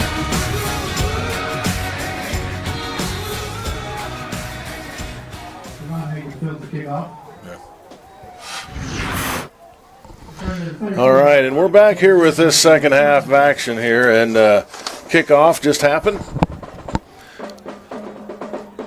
And the Coyotes will get the ball to start this second half as they come out. If you remember in that second quarter, they ran no huddle pretty much the whole time.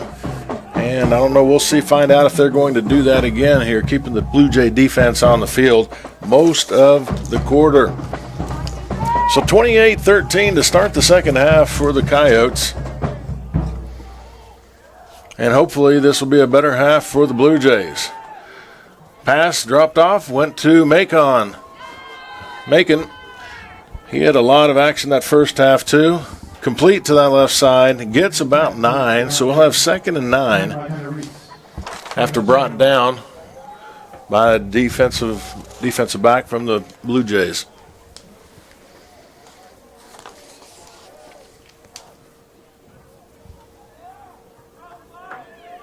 Up front and inside, Irvin and Long for the Blue Jays is at the tackle spots, holding that interior.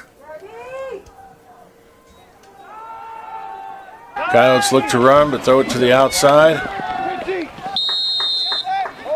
Once again, hitting Macon. Gets about a yard or two, just enough for that first down. 1st and 10. Ball at the 45-yard line. Coyotes are continuing with that no-huddle offense, giving the defense very little time to make adjustments.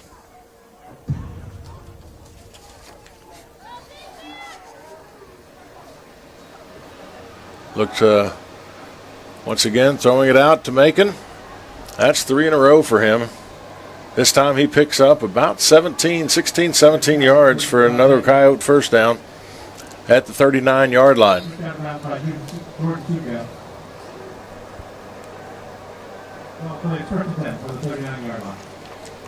Pushed out of bounds by the Blue Jays. 1st and 10, no huddle again, trips left.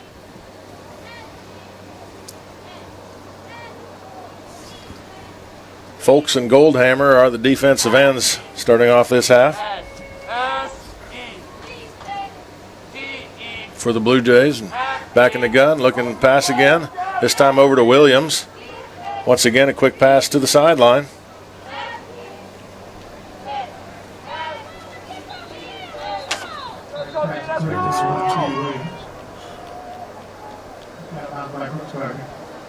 Suckow and Gardner push him out of bounds for a gain of only 3.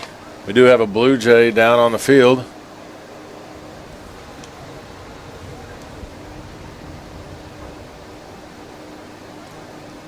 Looks like it's one of the interior linemen. Once again, you never like to see a player down. Hopefully it is something minor.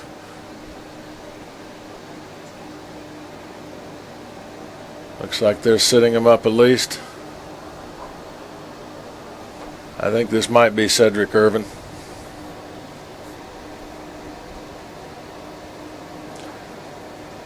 They're getting him up. That's a good sign always. At least they can walk off in their own power. You never want to see them look towards the ambulance or get a stretcher on the field, so hopefully it's something he can walk off and maybe even get back in the game later today. It's a big part of that interior line for the Blue Jays.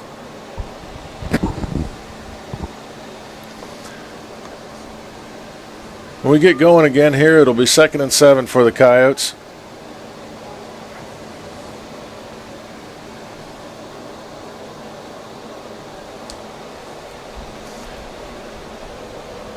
Middle backers starting off this half are Castillo and Robbins for the Blue Jays. Gardner on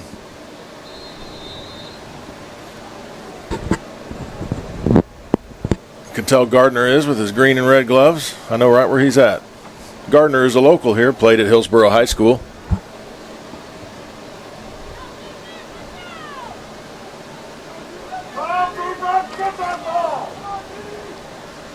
Here we go. Kansas Wesleyan back in the gun. Have that lead fullback on that right side, but they give it off to Sandoval to the left. They bring in number 6 on that Ray Sanders for Wesleyan. He's a 265-pound fullback, and he's a load to block. Quick lineup again. Line it right back up, give it to Sandoval. Hardly any time. Gets a few more yards. Brought down. Second and about 7. They line it right up. Blue Jays are just having to get right back down the set. They're ready. KW is resetting. Interesting watch where they put 6. He's like another lineman in there. Sometimes they run towards him, sometimes not. This time they threw it to the outside. Quick pass out to 84. Kedrick Liggins. Got about 1 yard to go. 3rd and 1. Tabor's making a couple of substitutions here. That's always tough to do when you're running a no-huddle offense, because at any time they could snap the ball and catch you off guard.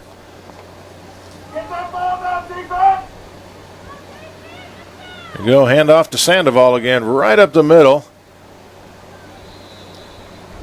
Almost gets tackled in the backfield, but he gets through that. Once again, I can't quite see who made the tackle, but he did get enough for a first down, giving the Coyotes a first down at the 16-yard line.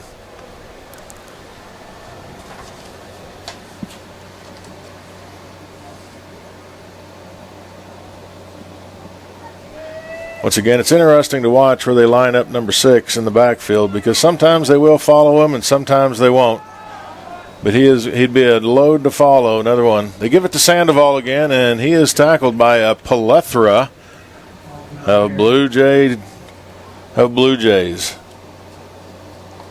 Gain of a couple. 3. 2nd and 7.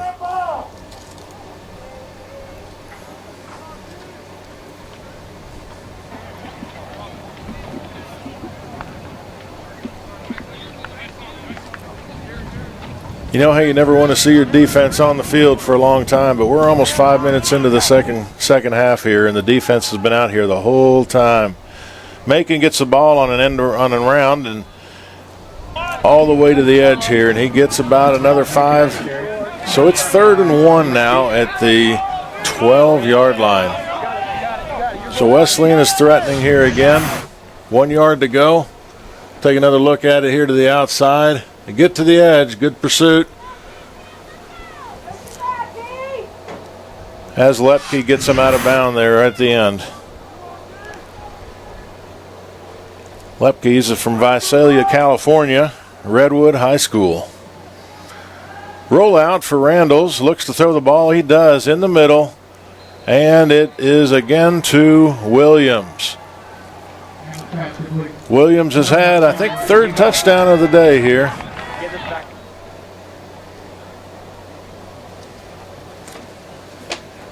He's had a big evening, or a big afternoon for the Coyotes.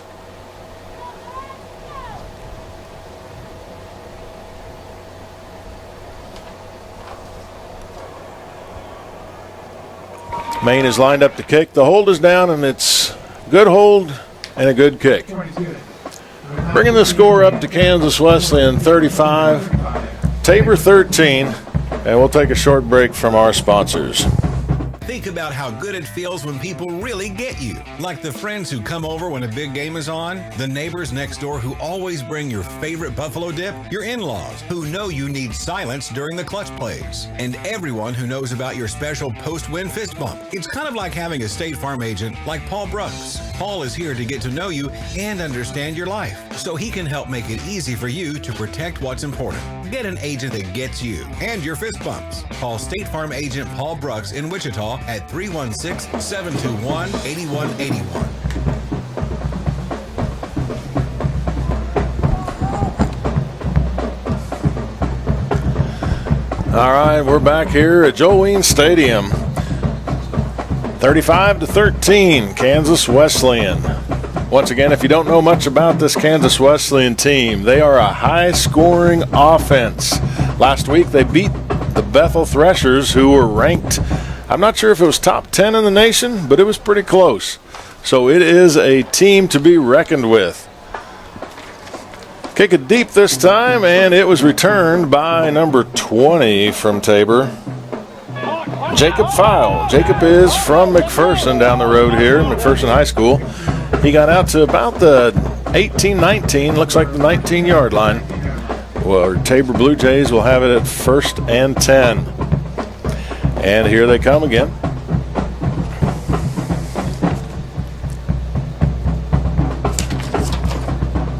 Let's see if we get that offense moving.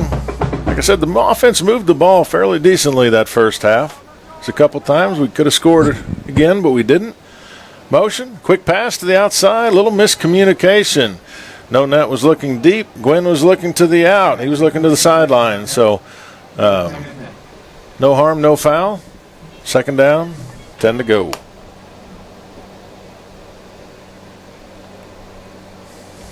Obviously, I don't know what the play call was, but sometimes you have a read where the receiver has to look at the defensive back and decide what he's doing, and what he's doing is what he's going to do. He makes a change, and just could have been a little miscommunication on that read. 2 backs in the backfield, twins to the left. Gun. Snap, there's pressure. Oh! A lot of pressure on Gwynn there, but he got the ball out just a little bit too high. Just a little bit over the head there for number 20. I got to look that number up. Jacob File, McPherson. I just said his name a little bit ago. Once again, I'm up here on my own, so some of these numbers I have to look up, and I apologize for messing them up.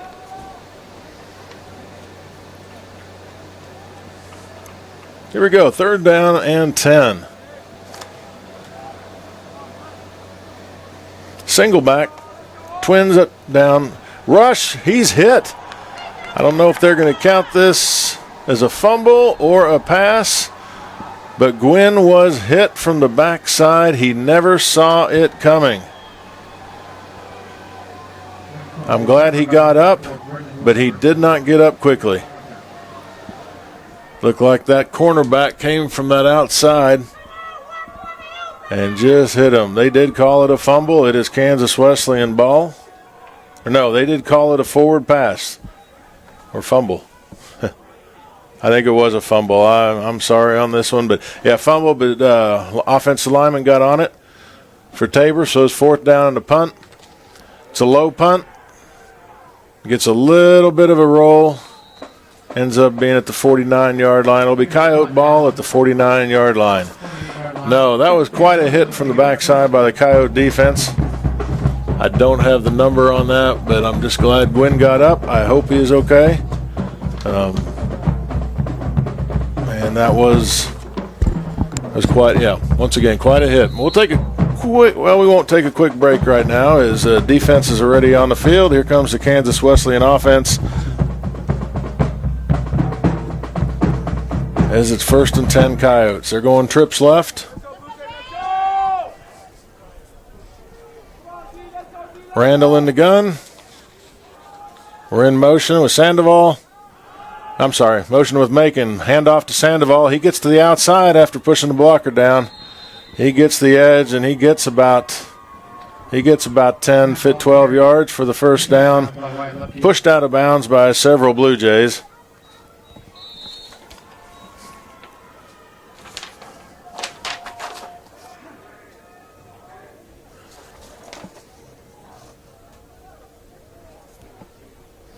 Trips to the top side.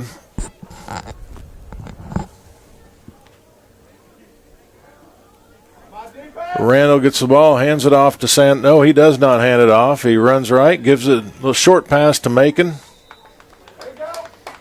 Wesleyan's doing a nice job hitting the short game. They're throwing a lot of quick, 1-2 count passes. Getting the ball quickly to the running back. Quick decisions, quick passes.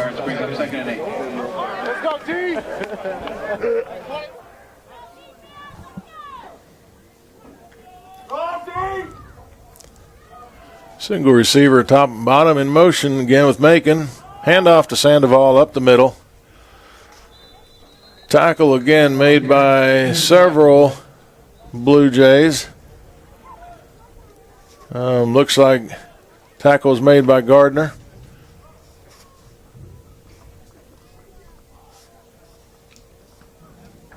illegal formation. 5 in the backfield. 5-yard penalty. Illegal formation on the Coyotes. Too many in the backfield. I'll back them up 5. We will repeat second down. We go about 2nd and 13, 2nd and 14, somewhere in that area.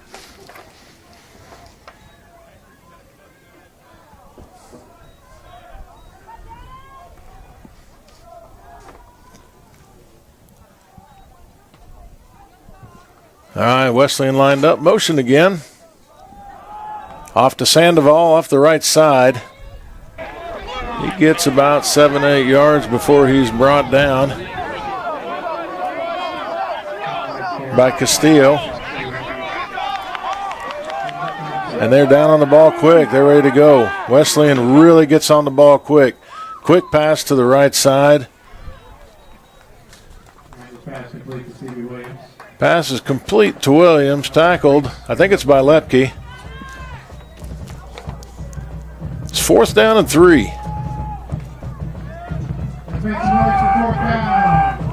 This is where they bring the trips in again.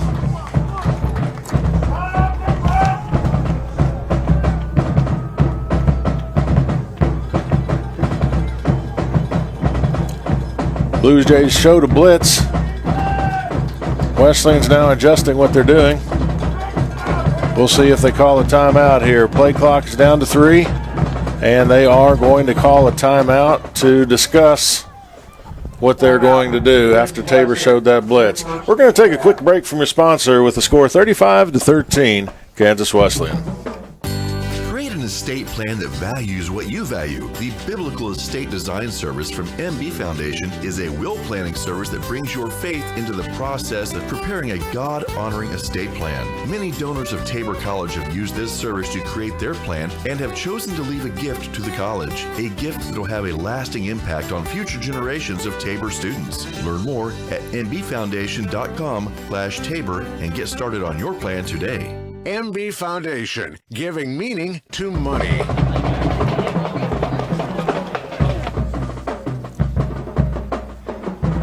And we're back here at Joel Weens Stadium, and you can hear the Tabor College band playing in the background. The drum line hitting the beat. Always enjoy a good band at a ball game. So as Kansas Wesleyan is trying to figure out what they're going to do on this 4th down, I'm pretty sure when Tabor came with about 4 extra guys to the line, they decided to change it up a little bit. I know 35-13 sounds like they've got the lead well in control, but I also know many coaches want a little more comfortable lead. Games can change really quickly these days with the spread offense and just they want a little more comfortable lead. I understand that. So here we go, 4th down. Motion. Roll out left a little bit. Pressure. Pass in the middle. He was wide open, number 86, and he's still running. And it looks like he is going to score. That pass was complete to Aaron Jenkins from Wesleyan. Jenkins is a senior, 6'3", from Chicago, Illinois, Curie High School. Just scored from about 25 out. Not quite sure where the ball was on, but that's about where it was at. So, holding. Kicking right now is Aaron Main. Snapping for him is Brendan Tackett from San Antonio, Texas, Clark High School.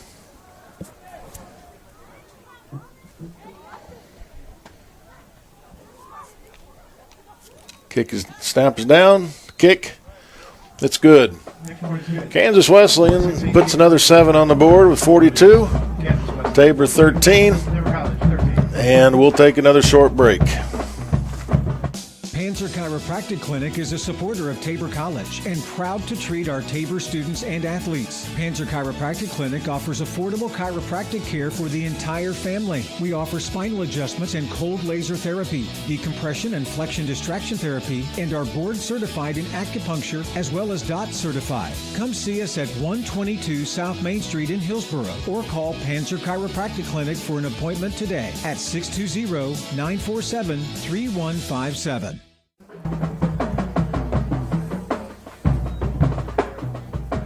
We're back here in Hillsboro, Kansas at Joel Weens Stadium. Kansas Wesleyan just scored. It was a 4th and 3 play. Little roll out to the left. He got a lot of pressure from folks coming from the backside, but he couldn't quite get there in time as they found Jenkins across the middle, and he ran it in to put him on the board again. Maine will be kicking off from the 35-yard line with File and No Net. Well, let's see. I don't know if they're the two back. File is back, and I think it is.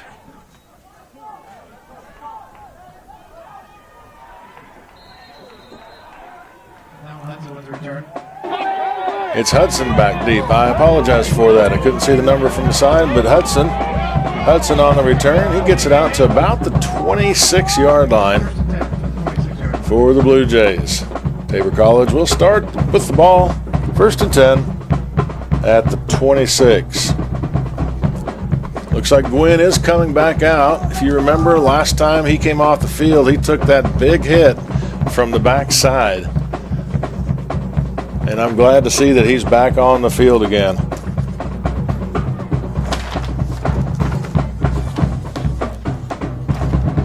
Motion by No Net. Handoff. I think it was to Renteria. Tackle by number 50 of Wesleyan. Sorensen.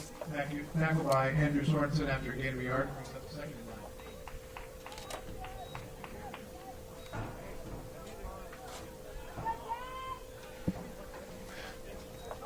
Tabor is on a heavy right side right now. Under the center, pitch out to No Net, and he got stopped. He's reversing directions. Oh, he gets hit, and he's got some room, and they're going to throw the flag on that. I don't know about that, but I'm not on the field. I think they're going to throw an illegal block against Tabor, even though the official standing right there did not throw the flag. This came from about 70 yards back.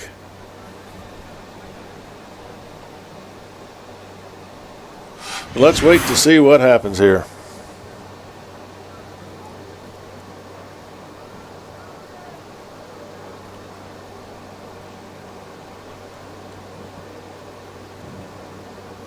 Either they're discussing the penalty or they're deciding what they're going to eat for supper. 2 fouls on the play, one on each team. We have an illegal block in the back on the offense, number 54. We also have a blindside correction block in the back on the defense, number 36. Those penalties offset, we play them down. All right, well, both teams decided to do something illegal, which means that play did not happen. Erase that from your memory. So, we'll go back. It's 2nd down and 9 for Tabor.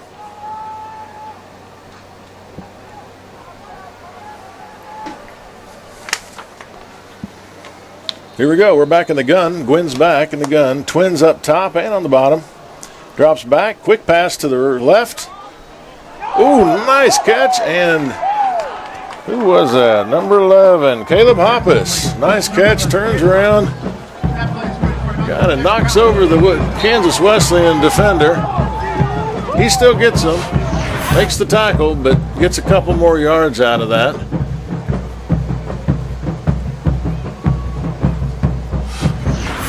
Tackle was made there by 36, Lane Peters. Lane Peters is from Scandia, Kansas, Pike Valley High School. I used to coach up there in Southern Cloud area, so that's up almost in Nebraska. 1st and 10 for Tabor. Come out. Nice short pass to, looks like Hudson again. Gets about 5. Comes up a little bit slow. I don't know if he rolled his ankle, got a little twisted up. Staying in. So we got 2nd down and 5. Ball is on the 42-yard line. Staying in the gun with a single back.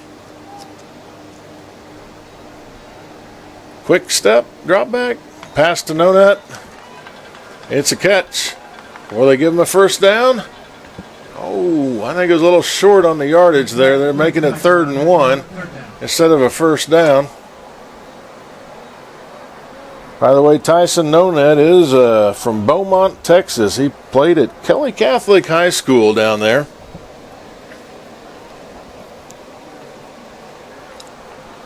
He is a redshirt freshman.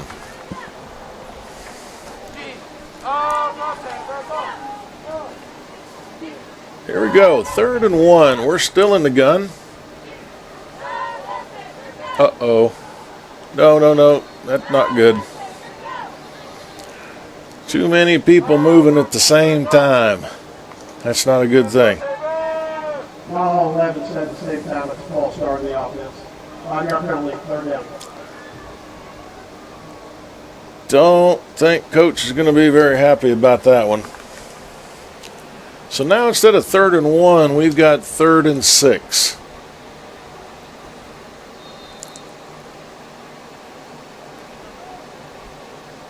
Really changes the way the coaches have to think about that play call.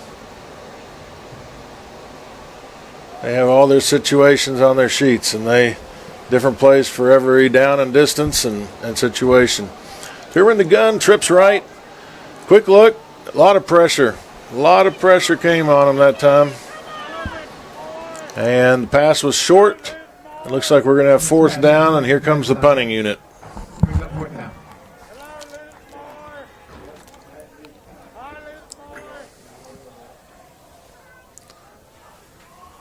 Those little mistakes get costly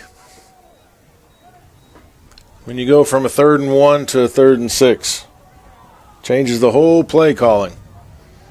So Gardner's going to be the long snapper, and with Cannon back to punt.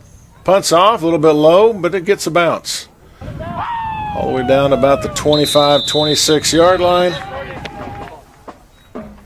And it'll be Coyote ball as we change directions here. And we will have a quick break from a sponsor here.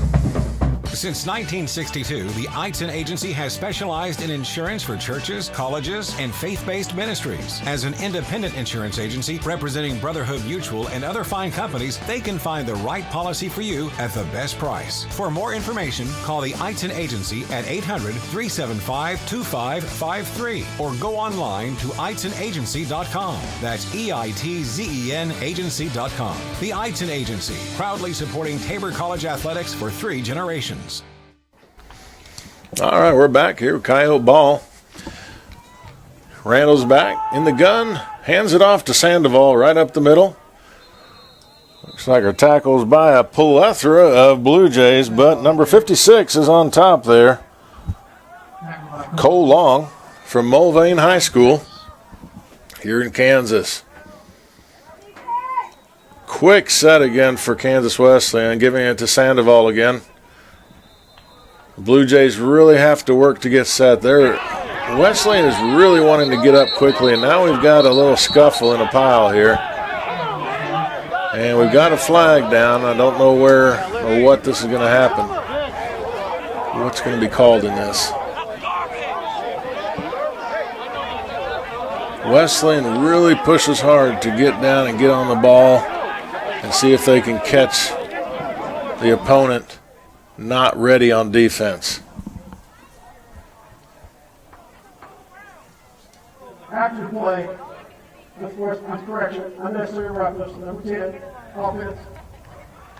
This one ends up being against Kansas Wesleyan with the running back, Sandoval. An unnecessary roughness.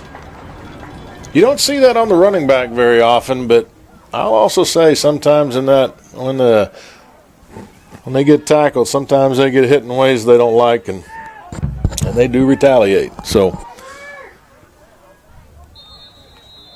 see if the Blue Jays can take advantage of this penalty. It's now 3rd down and about 15, 16 yards. Randall's back in the gun, checking the sideline. See if we get a formation change or a play change. Snap. Gives a little time. Short pass. A lot of room. And tackle is made there by Lepke and Goldhammer. He gets a lot of yards back. They gave a lot of room. But it's now 4th down and about 2. And looks like Wesleyan says we're going to go ahead and go for it. We'll find out what they say here, what they decide.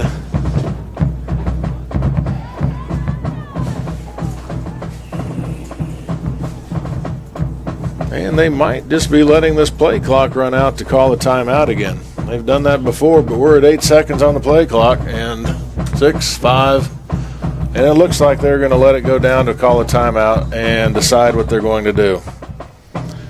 So we have a timeout on the field. Kansas Wesleyan 42, Blue Jays 13, and we'll take another break from our sponsors. There's a new Vive in town. Experience it with our crazy fast internet speeds from our fiber-backed network. Whew, finally, a broadband connection that can keep up with you. Need a customized solution to power your business with phone, internet, or managed services? Say hello to Vive. We're here to simplify your life with technology that works. See how at vivebroadband.com. That's VYVE broadband.com. It's time to turn your Vive on. Hillsboro Ford is your local, family-owned and operated full-service Ford dealer, serving Marion County and the surrounding areas. Come and see us at Hillsboro Ford for all of your automotive needs. Whether it's purchasing a new or used vehicle or visiting our well-trusted service department, our staff is committed to give you a top-notch experience. We service every make and model and can handle all service jobs, including tires. We're at 202 South Main Street in downtown Hillsboro and online at hillsborofordks.net. Hillsboro Ford, where service makes the difference.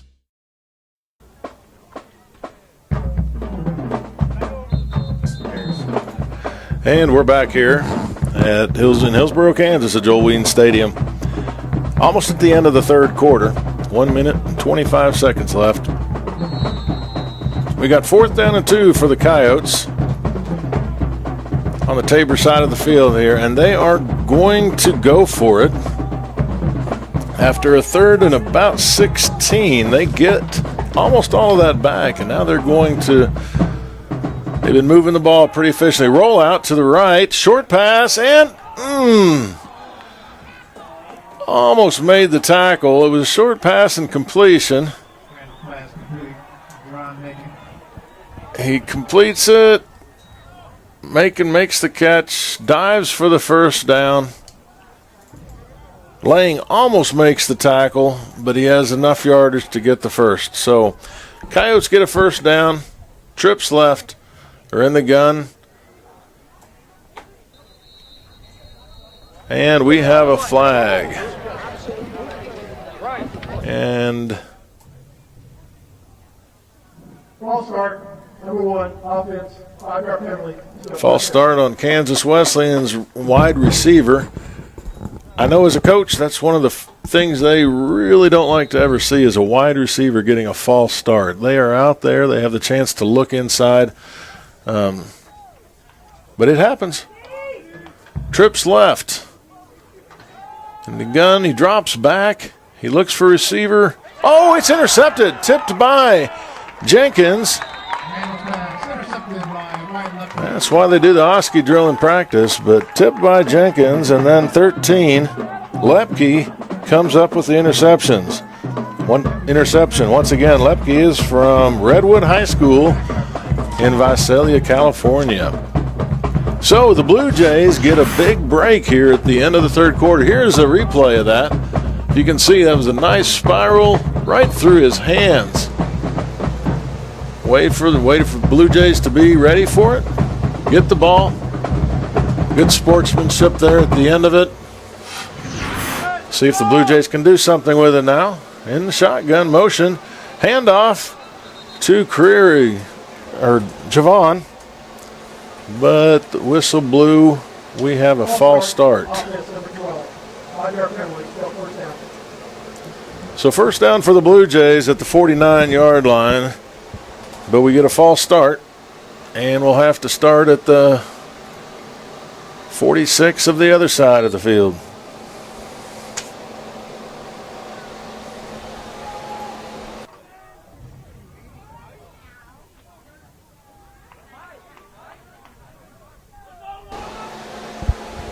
All right, we got Twins left, single back in the gun.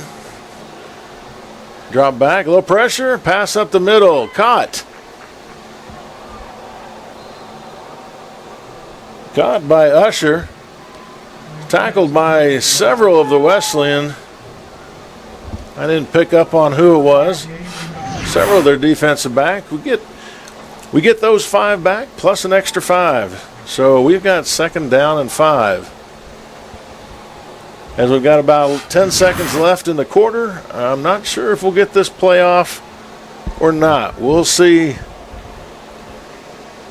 It does not look like it. So we're coming to the end of the third quarter here with Tabor having the ball at the 44-yard line going in. Kansas Wesleyan 42, Tabor College 13. And Sooner or later, you might need some extra storage space. When that day comes, Fleming's Mini Store All is ready and waiting.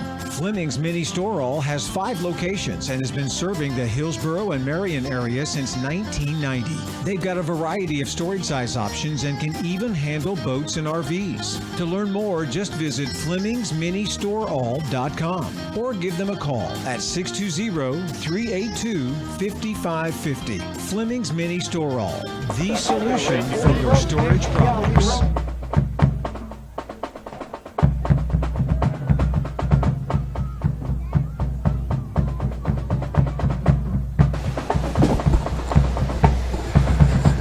all right, we're here in the final quarter, final 15 minutes at Hillsborough, Kansas. In Hillsborough, Kansas. Once again, a beautiful day, 68 degrees. I'm watching an airplane fly over. 68 degrees with winds blowing out 10 to 15 miles an hour out of the south-southwest. I sound like a good farmer, I think. I mean, that's because I was on a farm at one time. So weather, I always pay attention to the weather. Sometimes my wife gets upset with me for telling her the weather, and then it's wrong. Here we go. Blue Jays ball. Twins right. Second down and 5 in the gun. Gwynn backs up. Quick pass to the right. Oh, overthrows Hoppus. So we've got third down to go. Third down, 5 to go.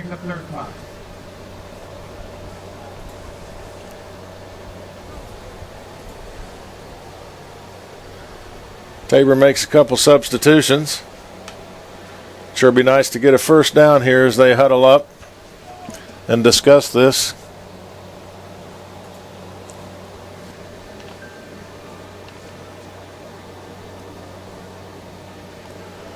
We got motion in the middle. In the gun, handoff to Javion. He gets about 3 or 4 before he is tackled by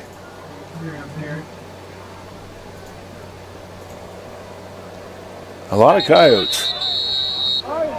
And we have a Tabor person down.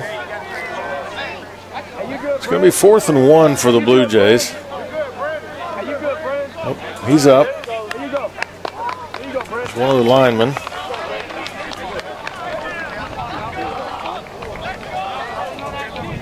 I think it was Brandon Williford from Shaw High School in Columbus, Georgia.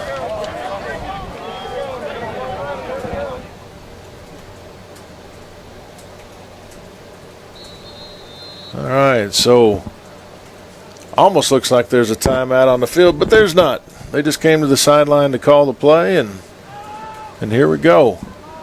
4th down and 1. Big play for the Blue Jays. Let that offensive line get a good push here. get that first down. There's Javion with the ball. He gets up the middle, had a nice push. He gets about 4 out of it, gets down to the 37-yard line. It's a good job by that front 5 there, giving him enough of a seam to get through there.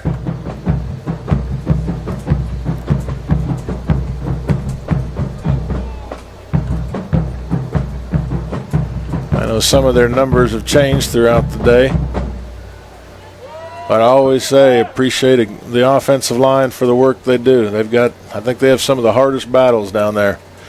In the gun, first down, he drops back, quick pass to the right, and he gets it in there.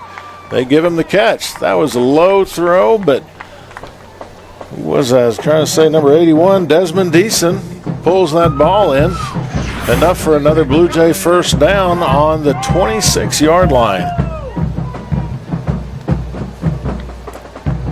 It was thrown in a way that could not be taken by anybody else. Nice catch. Got the first down. Reese Nebel from Heston was there close.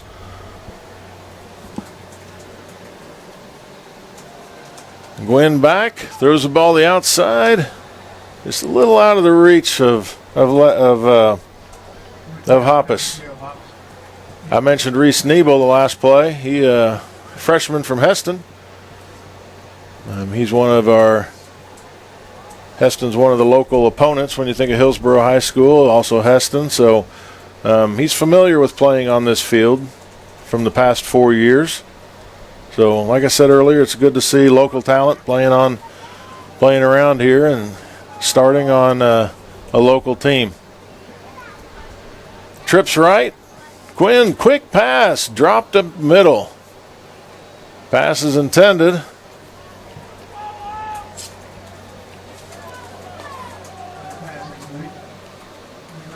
Is that for Hudson?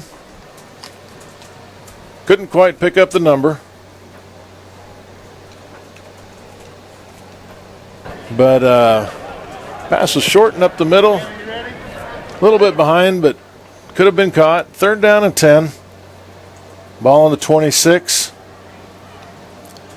Twins right, tight left, in the gun. Got a little pressure coming, short pass. And Gwynn gets hit as he throws. There is going to be a flag at the end. Jalen Haynes, linebacker, hit Gwynn as after he threw it. I don't know if that's going to be, let's see what happens here. Unnecessary roughness, number 3 on the defense. Half the distance to the goal, automatic. All right, they're calling unnecessary roughness on number 3 for KW, giving Tabor a first down and half distance to the goal.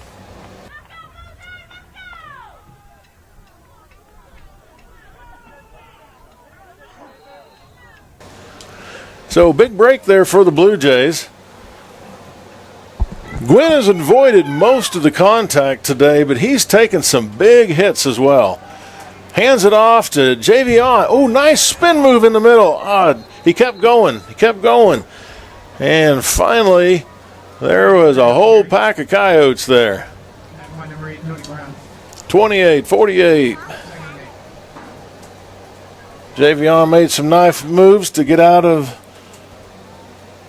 few more yards, and I think he got about 2. Second down and 8.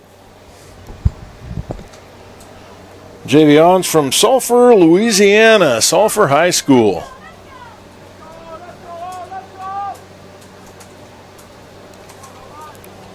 Got tight left, Twins right, in the gun. Here we go. Ball snapped. Pass up the middle, caught. Touchdown, Blue Jays, and another helmet fell off. Touchdown to number 85, Jerron Usher. I think that's his second one of the night. Usher is a junior from Riverside, California, Mount San Juan Jacinto. Once again, I apologize for my pronunciations. So at 12:20, And a pass from Gwynn to Usher. Give the Blue Jays another touchdown, and we are... Timeout. Tabor. We're having a timeout to discuss the extra point. So, we'll have a short break from our sponsor before we come back for this extra point. Think about how good it feels when people really get you. Like the friends who come over when a big game is on, the neighbors next door who always bring your favorite buffalo dip, your in-laws who know you need silence during the clutch plays, and everyone who knows about your special post-win fist bump. It's kind of like having a State Farm agent like Paul Brooks. Paul is here to get to know you and understand your life, so he can help make it easy for you to protect what's important. Get an agent that gets you and your fist bumps. Call State Farm agent Paul Brooks in Wichita at 316-721-8181. The Coyote defense is back on the field. Tabor still discussing this. If you remember, last time the Blue Jays scored, they tried a little trickery. Probably have the Coyotes thinking a little bit. That trickery did not work. The Coyote defense flat out stuffed them. So, doesn't look like much trickery now. We're just going for two. No kick attempt. We got Twins at the top and bottom. We're in the gun. Single back. Quick pass. Intercepted. 28's got it. He's running. Oh, there was a big hit. We're going to have a flag here on number 6, Velasquez, on a block that was not close to the play.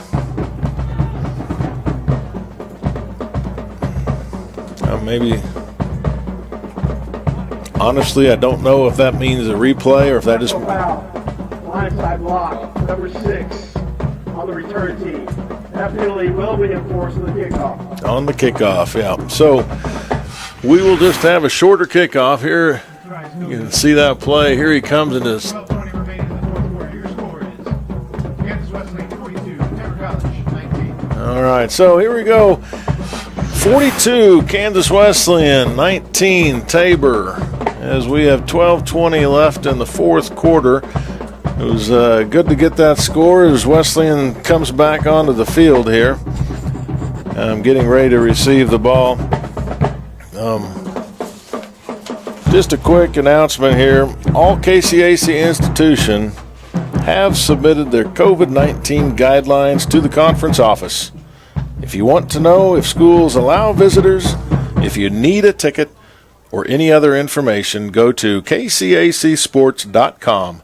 Click on the COVID-19 link and find the school's guidelines that you are searching for. All right, as you notice, if you're watching this on YouTube, ball's at the 50-yard line for kickoff. It's because of a penalty. 15-yard penalty. Joe Cannon can kick it through the end zone without the penalty, so do you think he's going to try and make an extra point? We'll find out. Because he's got a leg. Instead, they're going for an onside kick. Oh, this could turn out bad. So, onside kick did not go so well. Number 15 of Kansas Wesleyan. That would be Sam. I apologize if his parents and him are listening. Sepulveda from Orange, California. Gets that ball and returns it all the way down to, I'm going to have to say, about the 23-yard line. It was a nice return by Sam. Probably did not expect that. So he's probably hoping his parents are watching this right now.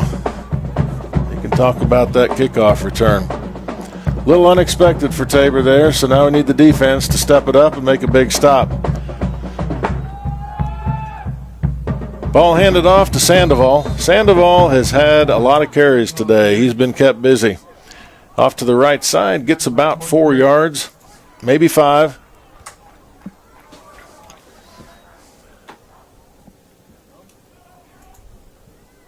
I did miss the tackle. I haven't done as who got that, but 2nd and 5 for the Coyotes. Randalls gets the ball, hands it off to Sandoval. Tackle there by Sandoval on the carry. Flags on the play. tackle there by Long. Holding offense, number 53. 10-yard penalty, still second down. Had a holding penalty on the offense, and now that they throw that flag and you think about it, we have had very few holding calls. In fact, that was maybe the first holding call of the day.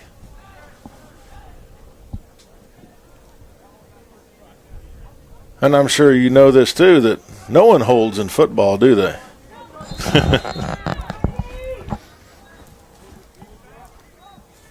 Second and 15. Twins on both sides. Macon goes in motion. Handoff again to Sandoval. He slips and falls at the line.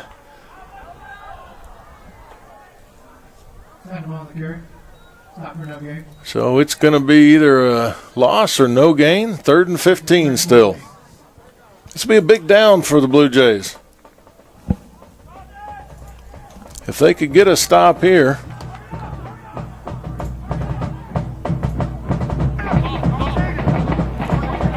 Coyotes look to the side, trips left, single back. Randalls gets the ball, quick pass out to, fumble! Picked up. Oh, they are blowing it dead and saying that it was not caught. Oh, I wonder if I'll get to see a replay of this one. Here it comes. Quick pass to the left. Caught. Man. I sure would say that would be a fumble if we would have instant replay. It looks like he had both feet. 1, 2, right there. He had possession. Man, 4th down. Blue Jays got it. They got to do what we got to do. So here we go. They drop back. Look for the deep ball. A little pressure. He's having to move. Should be a holding call, but should have thrown the ball down. But Tabor intercepts the ball in the end zone. Interception by Gardner on 4th down. It'll be Blue Jay ball. I'd still like to go back to that last play and take that fumble recovery. That was a 6 for the Blue Jays. And here we're just looking at it again on the field. There we go. So, Blue Jays have the ball here on the 20-yard line. Let's see what they can do with 10.5 minutes left in the 4th quarter.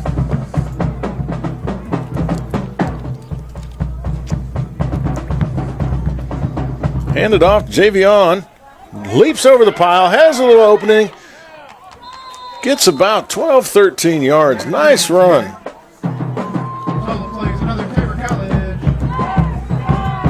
Nice run up the middle. He bounced it outside when he saw an opening with a little hurdle leap in the middle. Wonder if our track coach is looking for a hurdler too now.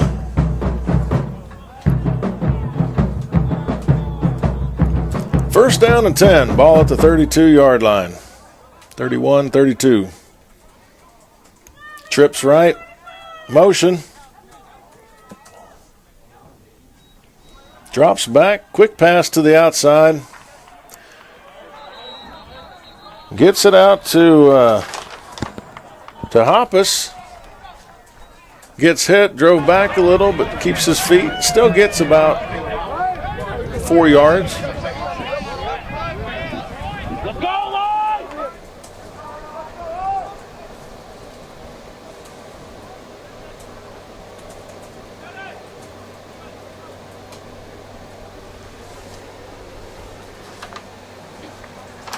Here we go with the Blue Jays getting back on the ball.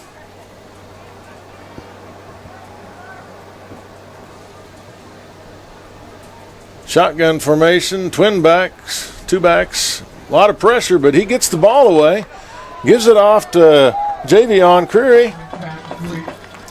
Gwynn takes another hit. It's kind of holding his arm a little bit. But he gets the ball off to Creary on a little screen-looking pass. Actually, that wasn't Gwynn holding his arm. But Creary gets a good gain, enough for a first down. And the Blue Jays are moving the ball again. Nice blitz pickup.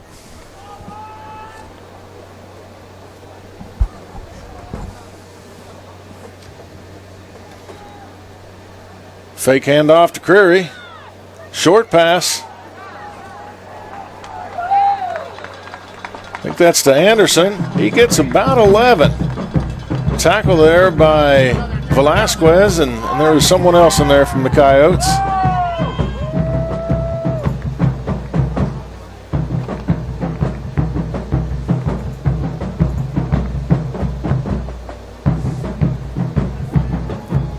First down and 10, ball at the 45-yard line.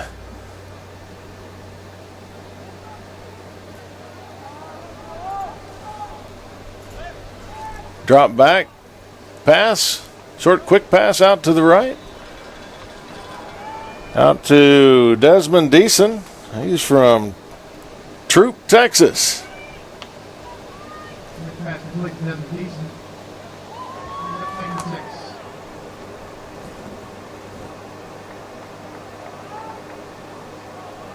Trying to catch who that tackle was by, but once again, I'm missing some numbers. Here we go, second down and 6. Ball up the middle.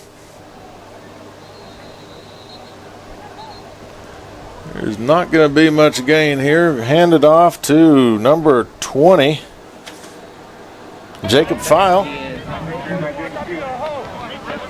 No gain, tackled by the front line of Wesleyan.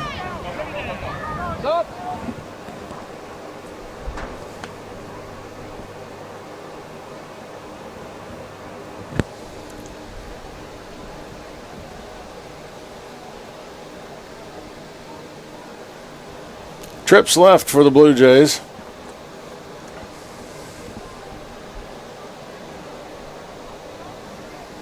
Back in the gun, a lot of pressure right up the middle by number 26 of the Coyotes. Short pass. He gets it. Oh, he said he was bobbling it. He made the catch, but the official comes in and said he was bobbling it out of bounds. I think that was Usher that caught it. It's fourth down and 5. I say caught it, but he was bobbling catching it, so.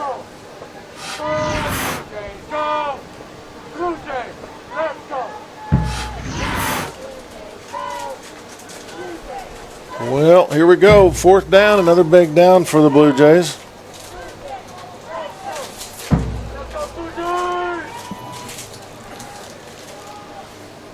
Let's get set, and here we play clock down to 0. I think we're going to either get a delay a game or delay game, offense. 5-yard penalty, still fourth down. So we go from 4th and 5 to 4th and 10, and we're now going to punt.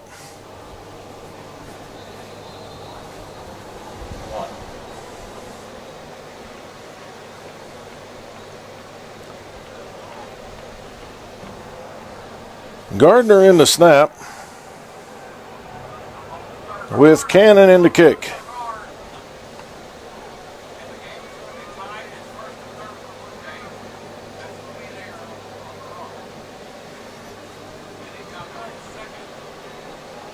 I don't think that's Cannon kicking. That is Chiavetta. I'm sorry. Joe Chiavetta from Mount Pecona East High School. He kicks one for the corner, but still catches the end of the end zone, so it'll be a touchback. Ball comes out to the 20-yard line. So here come the Coyotes here again at 6 minutes, 22 seconds into the fourth quarter, or left in the fourth. Blue Jays need a big stop.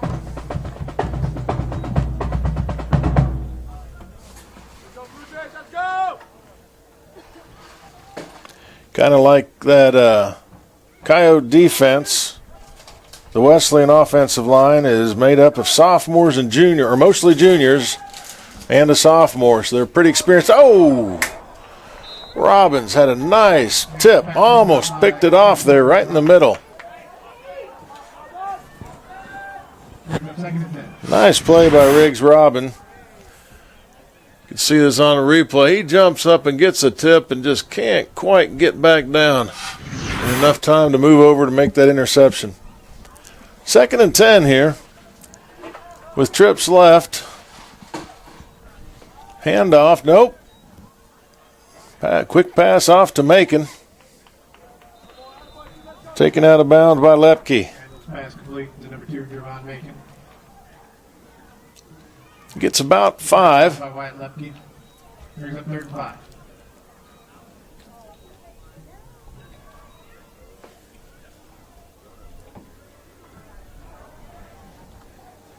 Got twins on both sides.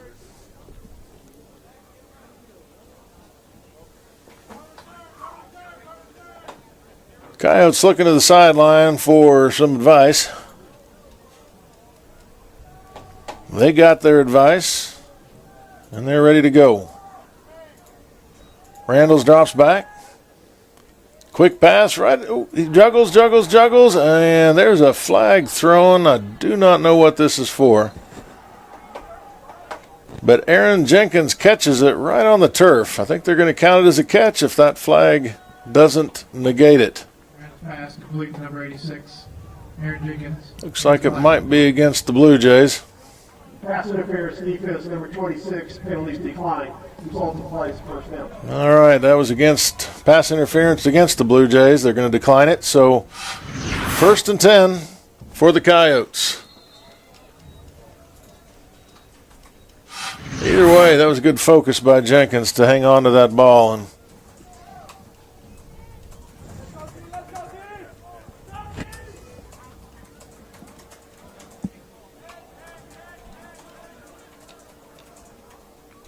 there you go. Coyotes again with twins on both sides. Running, making in motion again. We got Alsman from Belleville. Running up the middle again. Alsman on the carry. Gets about 4. Brooks Gardner and Riggs Robin.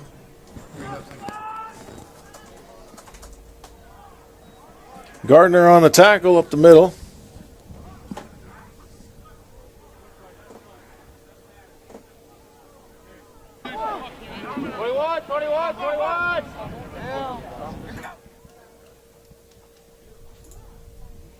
I'd call this Kansas Wesleyan a little bit of their heavy front. Number 6 is in, like an extra lineman blocking.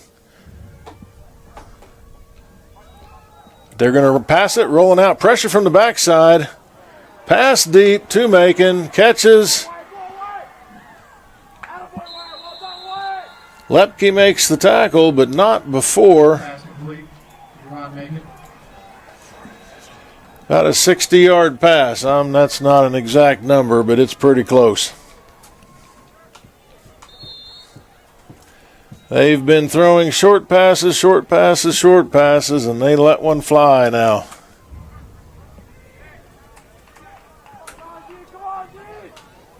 Coyote ball, 1st and 10 at the 12-yard line.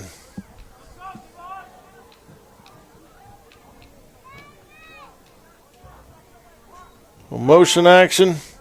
Alsman gets the ball up the middle. And he goes in almost untouched.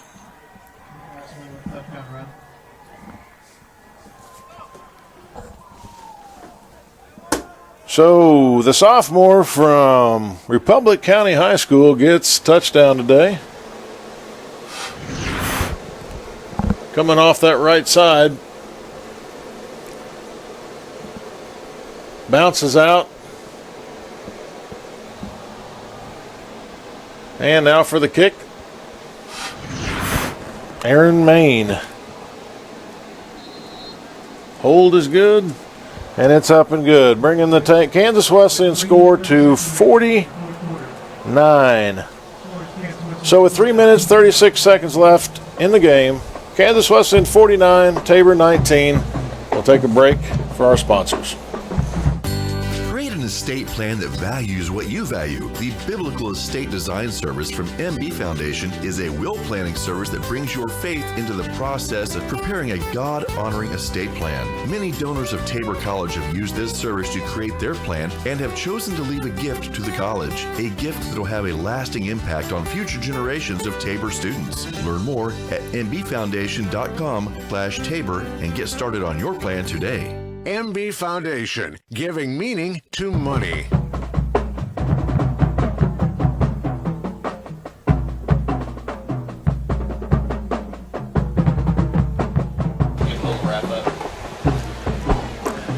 And we're back here, Hillsboro High School, Hillsboro, Kansas.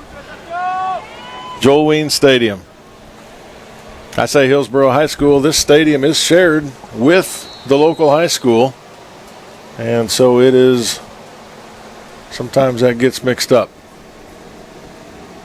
So the Coyotes kick off to the Blue Jays. It's taken. Big hit there by Coyotes number 12, Dylan Von Boxel. Returned by the Blue Jays number 12. And like I said, I apologize. I'm still learning numbers. Adam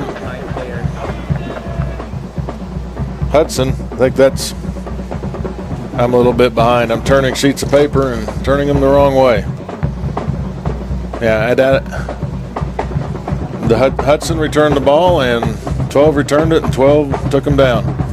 So, Blue Jays ball, 1st and 10. Creary gets it, spins out of a couple tacklers, ends up losing one, but he probably kept himself from losing a couple, and he comes up hobbling. He's hobbling off the field now, and File is checking in for him. Hopefully that's not a serious injury.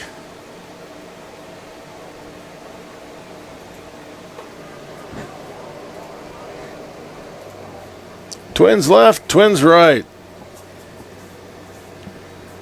Gwynn back, quick pass, finds his receiver. He gets about 4 or 5 yards before he's spun down by the Wesleyan defender.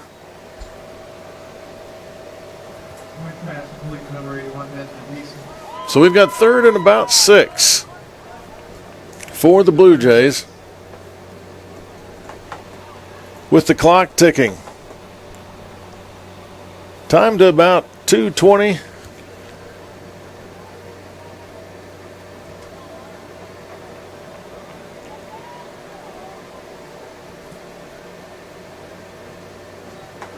A little extra pressure up the middle. Ball is tipped and Gwynn is hit. Then there's going to be a flag.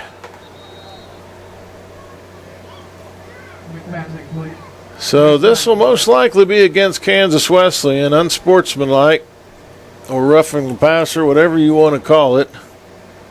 So give Tabor a new set of downs. Personal foul, roughing the passer, number 30, high hit to the quarterback. 15-yard penalty, automatic first down. I know at this point of the game you can't really say it gives Tabor new life as far as getting the win, but it would be nice to get it down the field, put another touchdown, or put a score on the board to end this game. Really don't want to give the ball back to them.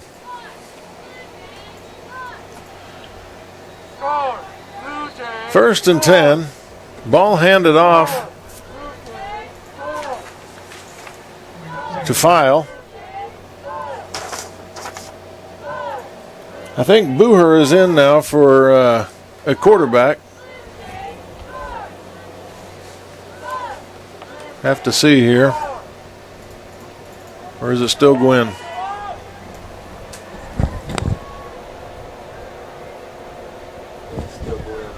It's still Gwynn. I'm Gwynn back to pass up the middle. Complete about 7 yards down the field. And he's not getting up. Can't quite see who caught it. But he is still down.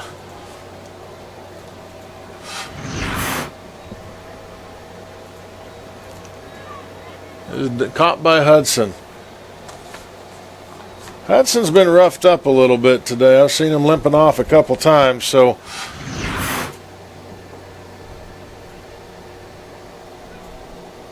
not sure where they're at with that. Hopefully this isn't a major thing. Well, coming up here, Kansas Wesleyan is going to travel to St. Mary next week, April 10. Their game's at 1 p.m. Tabor is going to be heading to Sterling next week. Game time is at 5 p.m. So this will be the last game of the season. I guess seasons, if you want to call it 2 or 1. It's just kind of been a mixed up year. So next week, April 10, at Sterling, will be Tabor's last game of the season. So if you have an opportunity to come watch it, if the rules allow it.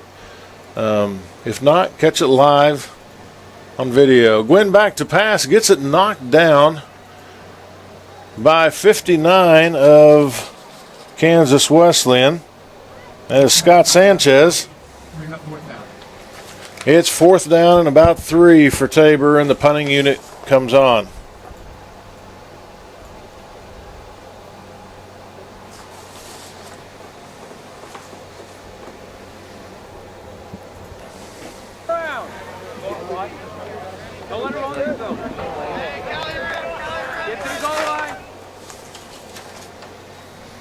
He's back to punt. It's kind of a short punt. He's trying to stick it inside of the 20. And he has. Ball rolls down to about the 8-9 yard line. That was a nice punt by Joe Chiavetta. 1 minute, 3 seconds left in the fourth quarter. Kansas Wesleyan will come back out on the field. We'll see if they are going to try and move the ball or if they're going to just run the clock out.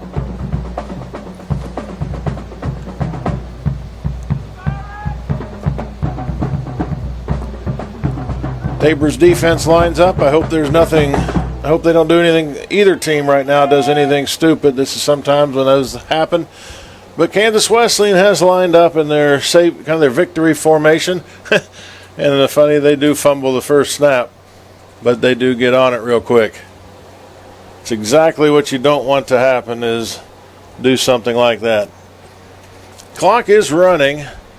They'll have to snap the ball one more time.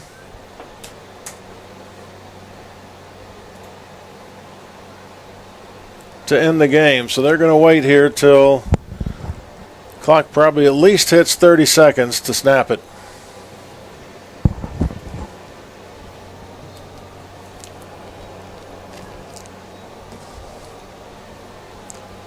And that should probably do it.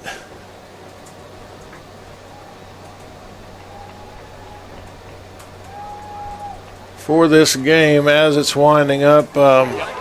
Coaches are going across to talk to each other, and I know there was some heated exchanges, but to end this game, the Kansas Wesleyan Coyotes defeat the Tabor College Blue Jays 49-19. We'll take a break from our sponsors, and we'll be back shortly.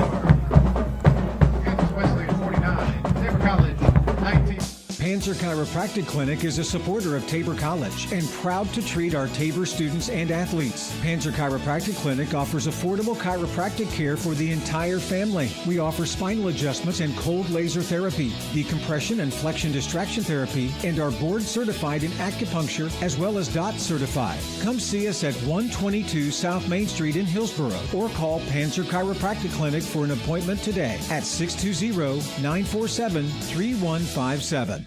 Keep going yourself. Since 1962, the Eitzen Agency has specialized in insurance for churches, colleges, and faith-based ministries. As an independent insurance agency representing Brotherhood Mutual and other fine companies, they can find the right policy for you at the best price. For more information, call the Eitzen Agency at 800-375-2553 or go online to EitzenAgency.com. That's EITZEN agency.com. The Eitzen Agency, proudly supporting Tabor College athletics for 3 generations. All right, we're back here at Joel Weens Stadium in Hillsboro, Kansas, and just after this game, the first half, if you look at it, game was pretty close at halftime when scored 28-13, and even that last score by Kansas Wesleyan right before the half, it was 21-13 with just a minute to go. So Tabor was still pretty much alive at that point. And things kind of, I think everybody felt we could go either way with that. But then the second half pretty much ended up being Kansas Wesleyan, even though they scored fewer points in that half. Some of the statistics from the game, if you look at the box score, Kansas Wesleyan scored 14 points in every quarter except the fourth, which they had 7. Tabor College had 7 in the first, 6 in the second, and then 0 in the third and 6 in the fourth. Tabor had 35 carries for 152 rushing yards. I'm sorry, Kansas Wesleyan had 35 carries for 152 yards. Tabor had 21 carries for 83 yards. Wesleyan was 30 for 40 passing for 313 yards and 3 interceptions. Tabor was 25 of 39 for 232 yards and 1 interception. Some individual statistics here for Tabor. Andre Renteria had 6 carries for 47 yards. Javion Creary had 8 carries for 42 yards. Those are the 2 leading rushers for the Blue Jays. Passing for the Blue Jays, Trent Quinn, 25 of 39, 1 interception, 3 touchdowns. And if you were following along with this game, you knew how he made some big plays throughout the game. He had to get out of the pocket sometimes, roll out, evaded some pass rushes, but also sometimes he took some big hits. I was always glad to see him get back up and get back into the game. You're always worried about that blindside hit. If you've ever been involved in a football game, you understand that the quarterback can't see everything all the time, and that's always a scary place to be. And that's why those penalties are there. That's why they have those safety measures for those quarterbacks. It is to protect them from being hit when they are so unprotected. Receiving for the Blue Jays, Tyson Nonet, 7 receptions, 85 yards for 1 touchdown. Adam Hudson, 2 receptions for 41 yards. Caleb Hoppus, 4 receptions for 26 yards. Desmond Deason, 4 receptions, 26 yards. Jerron Usher, 3 receptions, 26 yards. Steven Anderson, 3 receptions, 20 yards. I go back to Jerron Usher. He also had 2 of the touchdowns. And Javion Creary, 2 catches for 8 yards. So going through that, you just see the flow of the game. I mean, the offense moved the ball, 232 yards passing. It was not too bad. Would have liked to probably rush the ball a little bit more and to move it around a little bit. But once again, as you're watching highlights on the game, I mean, Tabor definitely saw some good things today. They had some things that they'll probably look at and they'll try and fix. But as the season winds up, it's a way to look into the spring. I'm not sure what the rules are with KCAC when it comes to spring football this year, as they've been playing football, but it definitely was a different look. So congratulations to the Coyotes. They have their game next week, and good luck to the Blue Jays as they head to Sterling. And hopefully they can finish their season next week on a win.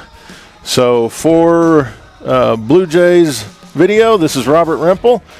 I hope you all have a great Easter weekend.